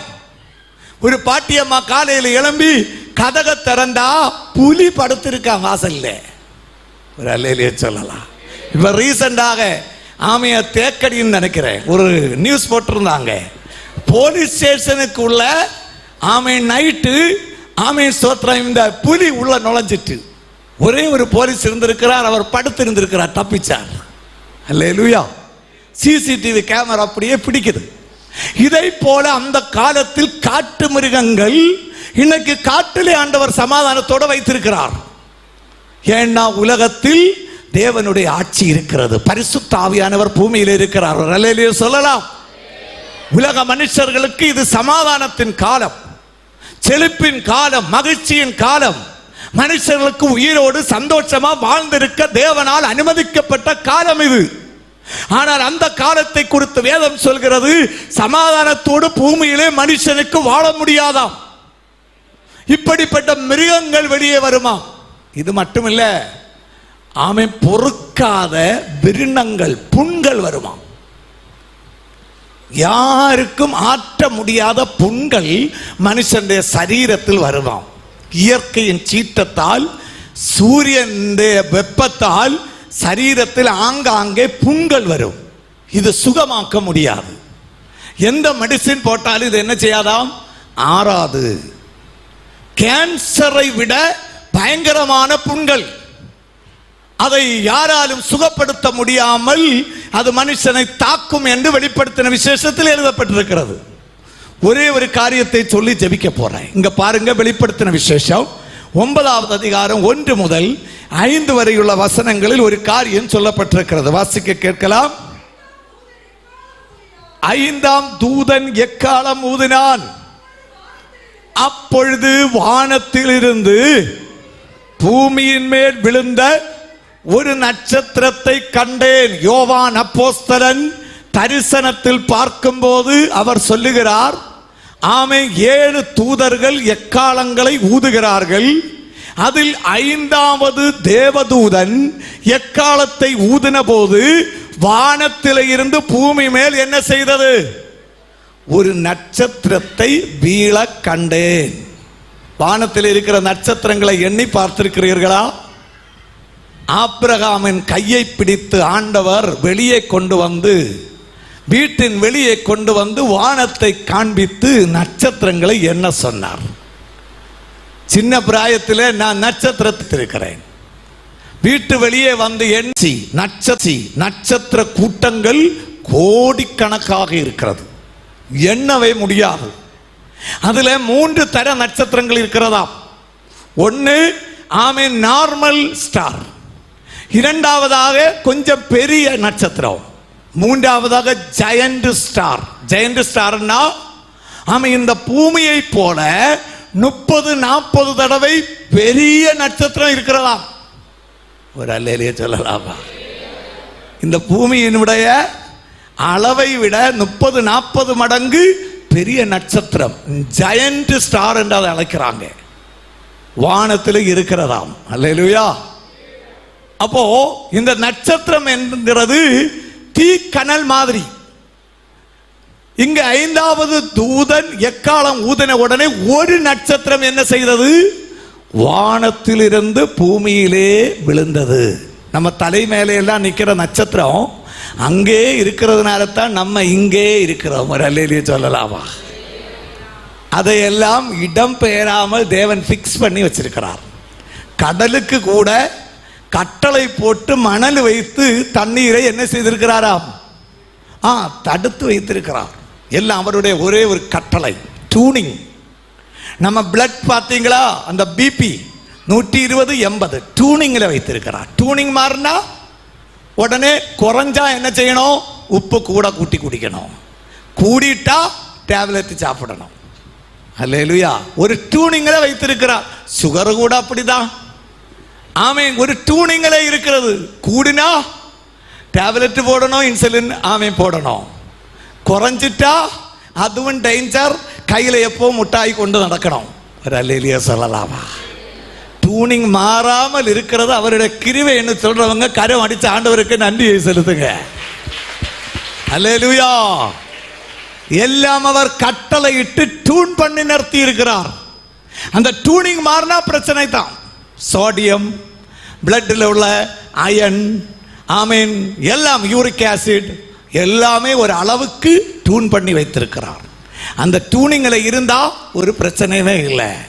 டியூனிங் மாறக்கூடாது. பிளட் பம்பிங், பல்ஸ் ரேட் எல்லாமே ஒரு டியூனிங்கில் தான் வைத்திருக்கிறார். இதை போல இயற்கையையும் ஆண்டவர் டியூன் பண்ணி வைத்திருக்கிறார். நார்மல் காற்று பார்த்தீங்களா? 8 கிலோமீட்டர் ஸ்பீடு மேக்சிமம். நார்மலா நம்ம அடிக்கிற காற்று இது மாறி மாறி போயிட்டா இப்ப என்ன புதிய காற்றுடைய பேர் வந்திருக்கு? பொந்தவா. அல்லேலூயா. ஏதோ ஒரு பொந்தா காற்று வர போகிறதா 27ஆம் தேதி. இப்படிப்பட்ட ஒரு புயல் காற்று அதனுடைய வேகம் பெருகினால் அது ஒரு புயலாக மாறும். மக்கள் எல்லாம் பயப்படுவாங்க. ஓகி என்ற புயல் வந்தபோது 155 கிலோமீட்டர் வேகத்தில் அடித்தது. கேரளாவில் பொழியூர், கொல்லங்கோடு அந்த பகுதியில் எல்லாம் பயங்கரமான தாக்கம் வந்தது. அப்ப டியூனிங் மாறினா பிரச்சனை தான். புரிந்தவங்க ஒரு அல்லேலூயா சொல்லுங்களேன். அல்லேலூயா. அப்ப நம்ம டியூனிங் மாறாம இருக்கணும்னா இந்த தெய்வத்திற்கு நன்றி சொல்லி அவரை ஆராதனை செய்யணும்.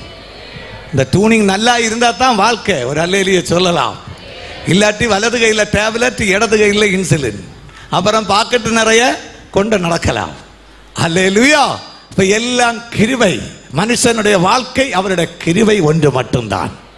அவருடைய கிருபை இன்று நமக்கு ஒன்றுமே இல்லை. கிருபையே கிருபையே மாறாத நல்ல கிருபையே. சந்தோஷத்தோட சொல்லுங்க, கிருபையே கிருபையே, மாறாத நல்ல கிருபையே, உங்க கிருபை தான் என்னை தாங்குகின்றது, உங்க கிருபை தான் என்னை நடத்துகின்றது, உங்க கிருபை தான் என்னை தாங்குகின்றது, உங்க கிருபை தான் என்னை நடத்துகின்ற. ரெண்டு கதவு அடிச்சு ஆண்டவருக்கு நன்றி செலுத்தலாமா? நாம் வாழ்ந்திருக்கிறது கர்த்தருடைய கிருபை. அல்லேலூயா. அதை மறந்துவிடக் கூடாது அன்பானவர்களே. படிப்பிருந்தாலும், அறிவிருந்தாலும், அழகு இருந்தாலும், பணம் இருந்தாலும், வேலை இருந்தாலும், நல்ல குடும்ப வாழ்க்கை இருந்தாலும், உலகத்தில் எதையெல்லாம் நீ பிடித்துக் கொண்டு ஒரு அரசனை போல வாழ முயன்றாலும் கர்த்தருடைய கிருபை இல்லாவிட்டால் யூ ஆர் பிக் ஜீரோ, நீங்கள் ஒன்றுமில்லை. ஹல்லேலூயா. அவருடைய கிருபை அதுதான் பெருசு என்று நம்ம அறிய வேண்டும். ஒருத்தர் எழுதுகிறார், ஒரு தடவை நம்ம மூச்சு எடுக்கும் போது எடுக்கிற ஆக்சிஜன் 260 ரூபாய் விலையாம்.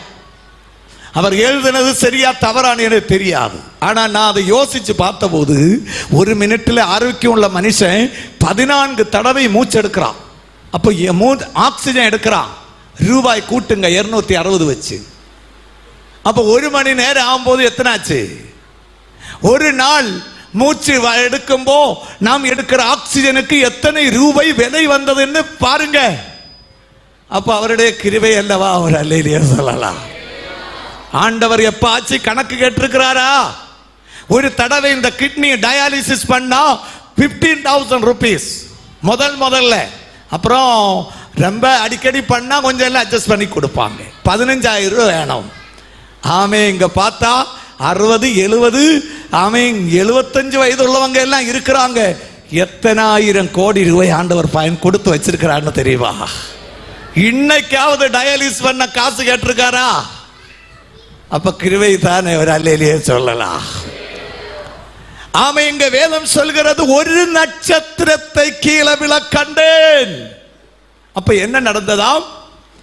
அவனுக்கு வாசிங்க பாதாள குழியின் திறவுகோல் கொடுக்கப்பட்டது.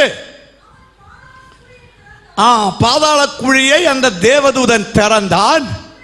உடனே பெருஞ்சூளையின் புகையை போல அந்த குழியில் இருந்து புகை எழும்பிட்டான். வாசிங்க. அந்த குழியின் புகையினால் சூரியனும் ஆகாயமும் அந்தகாரப்பட்டது. மதி இந்த பெருஞ்சூளையில் இருந்து குழியில் இருந்து பொங்கின புகையால் சூரியனும் வானமும் என்ன ஆகிவிட்டது? அந்தகாரமானது, இருட்டாக மாறினது. வானத்தில் டார்ச் அடிச்சு வெளிச்சம் காமிக்க முடியுமா? ஹல்லேலூயா. இந்த பிரபஞ்சம் முழுவதும் இருட்டானா எப்படி இருக்குன்னு பாருங்க. யாத்ராமத்தில் வாசிக்கும்போ 3 நாள் இருட்டு வந்துட்டான். எகிப்துல இருந்த இடத்துல இருந்து ஆட்கள் எழும்பவில்லையாம். அவ்வளவு கட்டியான இருட்டு. எத்தனை நாள்? 3 days. இருந்த இடத்துல இருந்து எழும்பல. அப்ப ஆலோசிச்சு பாருங்க. சாப்பிட முடியுமா? ஆமே. தண்ணி குடிக்க முடியுமா? அப்பாவை பார்க்க முடியாது, அம்மாவை பார்க்க முடியாது. அவ்வளவு இருட்டு. வேதம் சொல்கிறது, ஆமே, அந்த குழியில் இருந்து புகை எழும்பினதாம். அது சூரியனையும் ஆகாயத்தையும் அந்தகாரப்படுத்தினது. வாசிக்கலாம். வெட்டுக்கிளிகள் புறப்பட்டு பூமியின் மேல் வந்தது. இந்த வெட்டுக்கிளினா சாதாரணமாக நாம் காண்கிற வெட்டுக்கிளியை போல அல்ல, விசேஷமான வெட்டுக்கிளிகள். எப்படி இருந்தது வெட்டுக்கிளி? வாசிங்க. அவைகளுக்கு பூமியில் உள்ள தேள்களின் வல்லமைக்கொப்பான, இந்த தேளுக்கு உலகிலேயே மனுஷனை ஆக்கிரமித்தால் ஒரு உயிரித்தான் தேள். தேள் கொட்டினா அந்த வலி பயங்கரமா இருக்குமா. பெயின் கில்லர் போட்டா கூட அந்த வலி தாங்க முடியாதாம். சகோதரிமார்கள் பிரசவ வேதனையில் அவதிப்படுகிற வேதனையை போல தேள் கொட்டினால் உள்ள வேதனை பயங்கரமா இருக்குமாம். அப்ப இந்த வெட்டுக்கிளிக்கு கொடுக்கப்பட்டதான ஒரு பலன் என்னன்னா அது வால் வச்சு யாரையாவது கொட்டுனா தேள் குத்தினது மாதிரி வலி வருவான். அப்படிப்பட்ட ஒரு வெட்டுக்கிளி. வாசிங்க. இந்த வெட்டுக்கிளி சேதப்படுத்த கூடாதுன்னு அதுக்கு கட்டளை. சாதாரணமாக வெட்டுக்கிளி பயிர் வகைகளைத்தான் அழிக்கும். கொரோனா காலத்தில் குஜராத்திலேயே மற்ற சில பகுதிகளிலே இந்த வெட்டுக்கிளி வந்தது, விவசாய நிலங்களை எல்லாம் அழித்தது. திருநெல்வேலி மாவட்டத்திலே வந்ததாக செய்தியில பார்த்தேன். ராஜஸ்தான், பஞ்சாப் பல இடத்திலேயும் வெட்டுக்கிளிகள் வந்து அந்த ஏரியாவை அழித்தது. உலக அளவில் பஞ்சம் உள்ள பல தேசங்களிலும் வெட்டுக்கிளி வந்திருக்கிறதாம். சொமாலியா, எத்தியோப்பியில எல்லாம் இது கூட்டமாக கோடிக்கணக்காக வரும். ஒரு விவசாய நிலத்தை முழுவதும் கவர் பண்ணி அங்கே இருக்கிற இலைகள் எல்லாமே இது அழித்துவிடும். அந்த மரத்தடி மட்டும்தான் நிற்கும், பாக்கி எல்லாமே அழிக்கும். ஆனா தேவனுடைய கட்டளை, எந்த பயிர் வகைக்கும் எந்த கேடும் என்ன செய்யக்கூடாது. அல்லேலூயா. கர்த்தர் கட்டளை இட்டால் அப்படியே நடக்கும். அல்லேலூயா. தேவனாகிய கர்த்தர் சொன்னார், அதற்கப்புறம் ஒண்ணுமே செய்ய முடியாது. ஆமென். வாசிங்க, கீழே வாசிக்கலாம் சீக்கிரம். தங்கள் நெற்றிகளில் தேவனுடைய முத்திரையை தரித்திராத மனுஷரை மாத்திரம் சேதைப்படுத்த அவைகளுக்கு உத்தரவு கொடுக்கப்பட்டது. நல்லா கேளுங்க. தங்கள் நெற்றிகளில் தேவனுடைய முத்திரை. அந்தி கிறிஸ்து ஆட்சி செய்கிற காலத்திலே அந்தி கிறிஸ்துவின் முத்திரை நெற்றிகளில் ஏற்காமல் இயேசுவுக்காக ஒரு கூட்டத்தார்கள் அந்த காலத்தில் மேசியாவுக்காக நிற்பார்கள். தீர்க்க தரிசனப்படி பார்த்தா அது மற்ற யாரும் இல்லை, இஸ்ரவேலர்கள். இன்னைக்கு இஸ்ரவேலர்கள் மேசியா இயேசுவை அங்கீகரிக்கல. இயேசு பிறக்கலைன்னு அவங்க இப்போ நம்புகிறார்கள். இஸ்ரவேலில் வயரை சூனியமாக என் வயரிலே இயேசு பிறக்கணும்னு சொல்லி பரிசுத்தமாக புண்ணியத்தோடு வாழ்கிற பெண்கள் இன்னைக்கு இஸ்ரவேலில் இருக்கிறார்களாம். பக்தி உள்ள பெண்கள். அவர்கள் நம்புகிறார்கள் மேசியா இஸ்ரவேலை மீட்க உடனே வருவார். அவருக்கு பிறப்பு கொடுக்க சொந்த வயிறை ஸ்தோத்திரம் காப்பாற்றி பரிசுத்தமாய் வாழ்கிற ஆயிரக்கணக்கு பெண்கள் இஸ்ரவேலில் இருக்கிறாங்கன்னு என்னை பைபிள் காலை படிப்பித்த ஒரு யகூதி டீச்சர், ஒரு ஜூவிஷ் டீச்சர் சொன்னார். அப்படிப்பட்ட பக்தி உள்ள பெண்கள் இஸ்ரவேலில் இருக்கிறார்களாம். அப்போ பிறந்த இயேசுவை, சிலுவையில் அறைந்த மரித்து உயர்த்தெழுந்த இயேசுவை இப்போ இஸ்ரவேலர்கள் நம்பல. அல்லேலூயா. காணாமல் போன ஆடுகளை தேடித்தான் வந்தேன்னு சொன்னார். ஆனா அவங்க என்ன செய்யல, நம்பவில்லை. இன்னைக்கும் அப்படித்தான். இயேசு உங்களுக்காய் மரித்தார், உயிரை கொடுத்தார் சொன்ன அநேகர் நம்புகிறதில்லை. இயேசுவின் இரத்தத்தால் உள்ள பாவ மன்னிப்பை நம்புகிறதில்லை. பாவ மன்னிப்பு கண்டு எதெல்லாமோ செல்கிறார்கள். பெரிய மலைகளிலே ஏறுகிறார்கள், பல காரியங்கள் செய்கிறார்கள், ஒவ்வொருடைய விசுவாசத்தின் படி செல்கிறார்கள். குறை சொல்லவில்லை. ஆனால் வேதம் சொல்கிறது, இயேசுவின் இரத்தம் மனுஷனுடைய பாவத்தை போக்க போதுமானதாக இருக்கிறது. ஒரு அல்லேலியே சொல்லலாமா? வேறொருவரிலும் ரட்சிப்பு இல்லை. ஹல்லேலூயா. இந்த உண்மை இன்றைய உலகத்தில் மனுஷன் நம்ப மாட்டேங்கிறான். நான் கூட ஒரு காலத்தில் நம்பாதத்தான் இருந்தேன். வாழ்க்கை தொலைக்கப்பட்ட ஒரு காலம் இருந்தது. சாவுக்கு நேராக நடந்த ஒரு காலம். 10வது வகுப்பு படிக்கும் போது சாகிறதற்காக தற்கொலை செய்ய முயற்சி பண்ணினேன். அவ்வளவு வாழ்க்கை பிசாசின் செயல்களால் வஞ்சிக்கப்பட்ட ஒரு வாழ்க்கையாய் காணப்பட்டது. ஆனால் இந்த இயேசுவை கண்டு முட்ட பாக்கியம் தேவன் கொடுத்தார். இந்த இயேசுவை இரட்சகராக ஏற்றுக்கொள்ள கர்த்தர் கொடுத்த பாக்கியம். ஒரு அல்லேலூயா சொல்லலாமா? இந்த இயேசுவை மட்டும் கண்டு முட்டாமல் இருந்திருந்தால், இந்த இயேசுவை மட்டும் இரட்சகராக ஏற்றுக்கொள்ளாமல் இருந்திருந்தால், இந்த இயேசு மட்டும் என் வாழ்வில் வராமல் இருந்திருந்தால், பிரியமானவர்களே, என்னைக்கோ மரித்து என்னுடைய கல்லறையிலே பெரிய மரம் வளர்ந்திருக்கும். அல்லேலூயா. இதை நான் சொல்லும் போது இங்க அநேகர் இருந்தா இதே வார்த்தை தான் சொல்றாங்க. அல்லேலூயா, ஆமே. நமக்கு வாழ்க்கை கொடுத்த ஆண்டவருக்கு ஒரு அல்லேலூயா சொல்லலாமா? ஆதலால் இந்த சத்தம் கேட்கிற சகோதரனே, சகோதரியே, நீ எங்க இருந்து கேட்டாலும் உனக்கு ரட்சிப்பு இயேசுவால் கிடைக்கும், பாவ மன்னிப்பு கிடைக்கும். இயேசுவின் இரத்தத்தால் கழுகப்படலாம். ஒரு காசு போலும் செலவாக்காமல், எந்த சம்பிரதாயங்களும் இல்லாமல், எந்த ஆசாரங்களும் இல்லாமல், எந்த உன்னுடைய தியாகமும் இல்லாமல், இயேசுவே என்னுடைய உள்ளத்தில் வாரும் என்று மட்டும் சொன்னால் அவர் உன்னுடைய இருதய வாசல்ல முட்டிக் கொண்டிருக்கிறார். அவர் உனக்குள்ளே வருவார். ஹல்லேலூயா. இந்த இயேசு வந்த வாழ்க்கை எவ்வளவு ஆசீர்வாதமா இருக்கும்னு தெரியுமா? Praise God. இயேசு உள்ள வாழ்க்கை ராஜ வாழ்க்கை. அதனால் தான் அறிவியல் விஞ்ஞானி ஜேம்ஸ் சிப்சன் சொல்கிறான், இயேசு வாழ்ந்திருந்த காலத்தில் நான் இருந்திருந்தா, ஆமென் ஸ்தோத்திரம், என்னுடைய ஆமென் ஸ்தோத்திர வாழ்க்கையில் அவருடைய பாதத்தை கட்டிப்பிடித்து முத்தம் செய்திருப்பேன். என்னுடைய மரணத்தை கர்த்தர் நிறுத்தல் செய்வார். யாருங்க என்ன செய்ய முடியாது? சாக முடியாது. 5 months 5 மாதம் மரிக்கவே முடியாது. ஆமென். வேதனை தாங்க முடியாமல் கிணத்துல போய் சாடினா நடு ஒடிஞ்சு அங்கத்தான் கிடப்போம். 5 மாசம் சாக மாட்டோம். ட்ரெயின்ல போய் தலை வச்சா தலை அந்த பக்கம், பாடி இந்த பக்கம், சாக மாட்டோம். கயிறு போட்டு ஃபேன்ல தூங்குனா தொங்கிக் கொண்டே 5 மாசம் நிற்போம், சாக மாட்டோம். சாக முடியாத மரணத்தை ஆண்டவர் கேன்சல் பண்ணுவார். எவ்வளவு முயற்சித்தாலும் சாக முடியாது.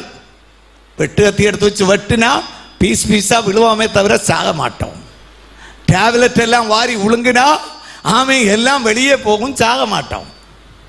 மனுஷனுக்கு சாவு இல்லாத 5 மாதம். இந்த கொட்டு ஏற்ற உடனே இந்த மனுஷனை ஹாஸ்பிட்டலுக்கு கொண்டு போறாங்க. ஹாஸ்பிட்டலுக்கு கொண்டு போன உடனே என்ன நடக்கிறது? பெயின் கில்லர் கொடுக்கிறார்கள், இன்ஜெக்ஷன் போட்டாங்க, அப்புறம் டேப்லெட் போட்டாங்க. வலி மாறவே இல்லை. வலி மாறாத, வேதனை மாறாத 5 மாதங்கள் 5 மாதங்கள் மனுஷன் தாக்கப்பட்டு உலக அளவில் அந்த காலத்தில், அந்தி கிறிஸ்துவின் ஆட்சியின் காலத்தில், தேவனுடைய கோபாக்கினையின் காலத்தில் மனுஷன் இந்த பூமியிலே இந்த வெட்டுக்கிளியின் கொட்டு ஏற்று விஷம் ஏறி வேதனையோடு வாழ்கிற ஒரு கொடிய காலம் இந்த உலகத்திற்கு வரப்போகிறது. ஒரு அல்லேலூயா சொல்லலாமா? பணம் இருந்தாலும், மல்டி ஸ்பெஷாலிட்டி ஹாஸ்பிட்டல் இருந்தாலும் தப்ப முடியாது. இது வீட்டுக்குள்ள நுழைஞ்சு வரும். வெளியிறங்க முடியாது. அப்பேற்பட்ட ஒரு கொடிய காலம் இந்த உலகத்தில் வருகிறதற்கு முன்பாக தமது இரத்தத்தால் மீட்கப்பட்ட தேவனுடைய சபையை எடுத்துக்கொண்டு போக நான் பிரசங்கம் பண்ணுகிற கர்த்தராகிய இயேசு இதோ வானமேகத்தில் வரப்போகிறார். ஒரு அல்லேலூயா சொல்லலாமா? ஆமென். ஒரு கொஞ்சம் 10% மட்டும்தான் நம்ம கேட்டோம். 90% வெளிப்படுத்தின விசேஷத்தில் பயங்கரமான சம்பவங்கள் இந்த அந்தி கிறிஸ்துவின் ஆட்சியின் காலத்தில் இந்த உலகத்தில் நடக்கும். ஆனால் பூமியில் மனுஷர்களாகிய நாம் இதிலிருந்து தப்பித்துக் கொள்ள பரிசுத்த வேதாகமம் சொல்லும் ஒரே ஒரு வழி, கர்த்தராகிய இயேசுவை இரட்சகராக ஏற்றுக்கொண்டு முழுக்க ஞான ஸ்நானம் பெற்று ஜீவ புஸ்தகத்தில் பெயர் எழுதப்பட்டு இந்த உலகத்தில் பரிசுத்தமாய் வாழ்ந்து சத்துருக்கள் நேசித்து பிற மனுஷர்களுக்கு மாதிரியாய் வாழ்ந்து தேசத்திற்கு சாட்சியாக, சபைக்கு சாட்சியாக, அரசுக்கு தலைவலி வருத்தாத, சட்டங்களுக்கு கீழ்ப்பட்டு அருமையாக வாழ்கிற ஒரு வாழ்க்கை உங்களுக்கும் எனக்கும் இருந்தால் எக்காலம் துணிக்கும் போது நாம் கர்த்தருடைய சமூகத்தில் எடுத்துக்கொள்ளப்படுவோம். அந்தி கிறிஸ்துவின் ஆட்சியில இருந்து தப்ப ஒரே வழி இதுதான். உலகத்தை கொடூரமான பல அரசர்கள் ஆட்சி செய்திருக்கிறார்கள். நீரோ பயங்கரமான கொடூர மனுஷனாயிருந்தான். அவருடைய சட்டங்களை தவற செய்கிறவர்களை கொண்டு வந்து கொலோசியம் என்று சொல்லக்கூடியதான ஒரு பெரிய ஸ்டேடியத்திலே கீழே போட்டுவிட்டு கேட்டை அடைத்து இரும்பு கூடுகளிலே அடைத்து வைத்திருந்த மிருகங்கள், சிங்கம் போலுள்ள மிருகங்களை அவர்களுக்கு இடையே அனுப்பி இவர்களை வலிச்சு கீறி இவர்களை வேதனைப்படுத்தி கொல்லுகிறதை கண்டு ரசித்த ஒரு மனுஷனாக இருந்தான் நீரோ. ஹிட்லர் உலகத்தில் 60 லட்சம் யூதர்களை கொண்டவன். இவர்களை காலும் கொடூரமான தேவ தயவில்லாத பிசாசின் புத்திரனாக இந்த உலகத்தை ஆளப்போகும் அந்தி கிறிஸ்துவின் காலத்தை குறித்து வெளிப்படுத்தின விசேஷம் இன்று நமக்கு கற்றுக் கொடுத்திருக்கும் இந்த சத்தியங்களை புரிந்து கொண்டு உயிரோடு இருக்கும் இந்த காலத்திலே ஒரு பரிசுத்தமான வாழ்க்கை வாழ, ஒரு பாவமில்லாத வாழ்க்கை வாழ, ஆண்டவருக்கு பிரியமான ஒரு வாழ்க்கை வாழ இந்த இரவு நாம் ஒப்பு கொடுக்க தயாராகுவோம். ஆமே, இந்த பொல்லாத காலத்திலே இருந்து தப்பித்துக் கொள்ளலாம். எல்லாரும் எழும்பி நிற்கலாமே. நமது கண்களை அடைத்து ஆண்டவரை நோக்கி செபிக்கலாம். ஒரு 2 நிமிடங்கள் உங்களுக்காக நான் செபிக்க ஆசைப்படுகிறேன். இந்த சர்ச்சுக்கு உள்ளேயும் வெளியேயும் ஆன்லைன்லையும் எங்களை கேட்டுக்கொண்டிருந்த அன்பான சகோதரி சகோதரமார்களே, பரிசுத்த வேதாகமம் சொல்லும் சத்தியத்தை தாம் கேட்டீர்கள். நான் சொந்தமாக ஒன்றும் உங்களுக்கு சொல்லவில்லை. இதோ ஒரு கொடிய காலம் வரப்போகிறது. சமாதானம் இல்லாத காலம், பரிசுத்த ஆவியானவர் இல்லாத காலம், சபை பூமியில் இல்லாத காலம். ஆமென், ஸ்தோத்திரம். பாஸ்டர்மார்கள் பூமியில் இல்லாத காலம். எல்லா கண்களை மூடுங்க. வேதம் சொன்ன அத்தனை காரியங்களும் இன்று மட்டும் நடந்திருக்கிறது. ஆமை, இப்போ நாம் கேட்டிருக்கிற சத்தியங்களும் நடக்க போகிறது. ஆனால் அப்படிப்பட்ட ஒரு கொடிய காலத்தில் ஒரு மனுஷன் கூட விழுந்து அழிகிறது என் தேவனுக்கு சித்தம் அல்ல. அதனால தான் இயேசு 2000 வருடங்களுக்கு முன்பாக இந்த கொடிய காலத்தில் இருந்து தப்பிக்க நமக்காக இயேசு சிலுவையில் அடிக்கப்பட்டார், இரத்தம் சிந்தினார், ஜீவனை கொடுத்தார். இன்றைக்கு இரவு அவர் நம் மத்தியிலே வந்திருக்கிறார், உன்னுடைய பக்கத்திலே நிற்கிறார். எங்க இருந்து இந்த சத்தத்தை கேட்டுக்கொண்டிருந்தாலும் கண்ணை மூடி சொல்லுவீங்கள், ஆண்டவரே, ஒரு கொடிய காலம் இந்த உலகத்தில் ஆரம்பிக்கிறதுக்கு முன்பாக இந்த சமாதான காலத்தில், இந்த சந்தோஷ காலத்தில், ஆமே, சபை பூமியிலே உள்ள இந்த காலத்திலே ஜெபிக்கிற தேவ பிள்ளைகள் பூமியில் உள்ள காலம், உபவாசங்கள், கன்வென்ஷன்கள் நடக்கிற காலம், இயேசுவை ஆராதிக்க சுதந்திரம் கிடைத்திருக்கிற ஒரு காலம், உலகெங்கும் பரிசுத்தவான்கள் தேவனை கும்பிடுகிற ஒரு காலம். இந்த காலத்தில் சபையோடு சேர்க்கப்பட, இயேசுவோடு சேர, ரட்சிக்கப்பட, ஞானஸ்நானப்பட கொடுக்கப்பட்ட இந்த வாய்ப்பை இழந்து விடாமல் என்னை நான் அர்ப்பணிக்கிறேன்னு சொல்லுங்க. ஆண்டவருக்கு அர்ப்பணிக்கிறவர்கள் எல்லாம் கரங்களை உயர்த்தி தூக்கி கொண்டு ஆண்டவரை நோக்கி செபியுங்க. இந்த சத்திய வார்த்தைகளை புரிந்து கொண்டு அர்ப்பணிக்கிறவர்கள் எல்லாம் கரங்களை உயர்த்தி, ஆண்டவரே, என்னை நான் அர்ப்பணிக்கிறேன் ஐயா. விசுவாசிகளும் சேர்ந்து கரங்களை உயர்த்தி ஆண்டவரோடு சொல்லுங்க, உமது வருகையில் நாங்கள் எடுத்துக் கொள்ளப்பட வேண்டும். கொடிய காலத்தில் நாங்கள் அழிந்து போக கூடாது. வெட்டுக்கிளி போன்ற பயங்கரமான ஜீவிகள் உலகத்தை, மனுஷர்களை தாக்குகிறதான ஒரு கொடிய காலம். இன்றைக்கு இந்த சத்தியங்கள் எல்லாம் உங்களை பயமுறுத்துகிறதற்காக சொல்லப்பட்டதல்ல. அப்படிப்பட்ட காலத்தில் இருந்து தப்ப வேதம் நமக்கு கொடுக்கும் முன்னறிக்கைகளே. வேதம் நம்மை பயப்படுத்துகிறது அல்ல, நீ பயப்பட அல்ல, வரப்போகிற அழிவில் இருந்து தப்ப தேவன் கொடுக்கிறதான முன்னெச்சரிக்கை. அது ஏற்றுக்கொள்கிறவங்க எல்லாம் கையை தூக்குங்க. ஆண்டவரே, இந்த சத்திய வார்த்தைகளுக்கு முன்பாக கரங்களை உயர்த்தி செபிக்கிற அத்தனை தேவ பிள்ளைகளுக்காய் நாங்கள் செபிக்கிறோம் ஐயா. கொடிய காலம் இந்த உலகத்தை அழிக்க, ஆமே, வருகிற ஒரு பயங்கரமான அந்தி கிறிஸ்துவின் ஆட்சி, உலகெங்கும் ஒரு மனுஷன் ஆட்சி செய்யும் காலம். அந்த காலத்தில் தேவனுடைய கோபம் இந்த பூமியிலே வரும் என்று நாங்கள் அறிகிறோம். வெட்டுக்கிளிகள் புறப்பட்டு வரும், மனுஷனுக்கு வலிய விபத்தை உண்டு பண்ணும். அப்பேற்பட்ட காலத்தில் இருந்து தப்ப இன்றைக்கு இயேசுவுக்காக ஒப்பு கொடுத்து உமது வருகைக்காக அர்ப்பணித்து நாங்கள் செபிக்கிறோம். இந்த சத்தம் கேட்கிற எல்லாவர்களையும் கர்த்தர் ஆயத்தம் செய்யும். இயேசுவின் நாமத்தில் செபிக்கிற பிதாவே, கரங்களை கொட்டி தேவனை கொஞ்ச நேரம் ஆராதிக்க ஆரம்பிக்கலாம். இயேசு கிறிஸ்துவின் நாமத்தில் பரிசுத்த ஆவியை பெற்ற, அபிஷேகத்தை பெற்ற தேவ பிள்ளைகளை கரங்களை கொட்டி ஆவியிலே நிரப்பி தேவனை துதிக்க ஆரம்பியுங்க. கர்த்தர் கொடுத்திருக்கிற இந்த ரட்சிப்பு, கிருபையால் பெற்ற ரட்சிப்பின் சந்தோஷத்தை பெற்றவர்கள் உடமான சம்பமான ஹதராதனோ அல்கப்பன துரமனக சைதகரக சபமானி அத்துராதிகரக சைதக ரகசிய.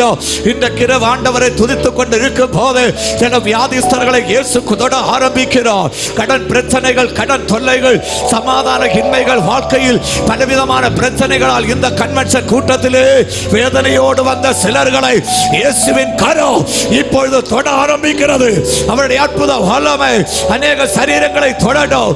இயேசுவின் நாமத்தில் கரத்தை கொட்டி நாவை திறந்து இயேசுவே என்று விடுங்க. உடபன ரிபன சபமன அத்தர துரபன வைதபனகள் கவனகசி உடபனக சமானக.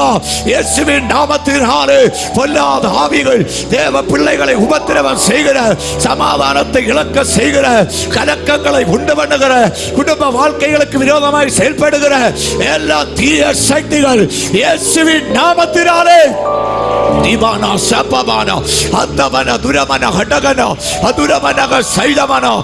தற்குள்ளே ஒரு அபிஷேகம், இந்த சத்தத்திற்குள்ளே தேவ ஆவியானவர் பலமாய் இறங்குகிறார். பலமாய் ரபராசி அந்தராதனா ரத்தமரகா. இயேசுவின் நாமத்தில் சரீரத்தில் சுகம் உண்டாவதாக, சரீரங்களில் சுகம் உண்டாவதாக, குடும்பங்களில் சமாதானம் உண்டாவதாக. தேவனுடைய கிருபை இறங்கட்டும். உடவானா சைடவானா ரிவலகா அந்தராஜா ரிவலகடகா அந்தரவனவா ரிவலகச்சா ஈவத்துரவன வைதமகத்தா ஈவத்துரவன வைதச்சவனா அடகத்துரவனா. இயேசுவின் நாமத்தினாலே இந்த ஜனம் விடுதலை பெற்றுக் கொள்வார்களா? Hallelujah.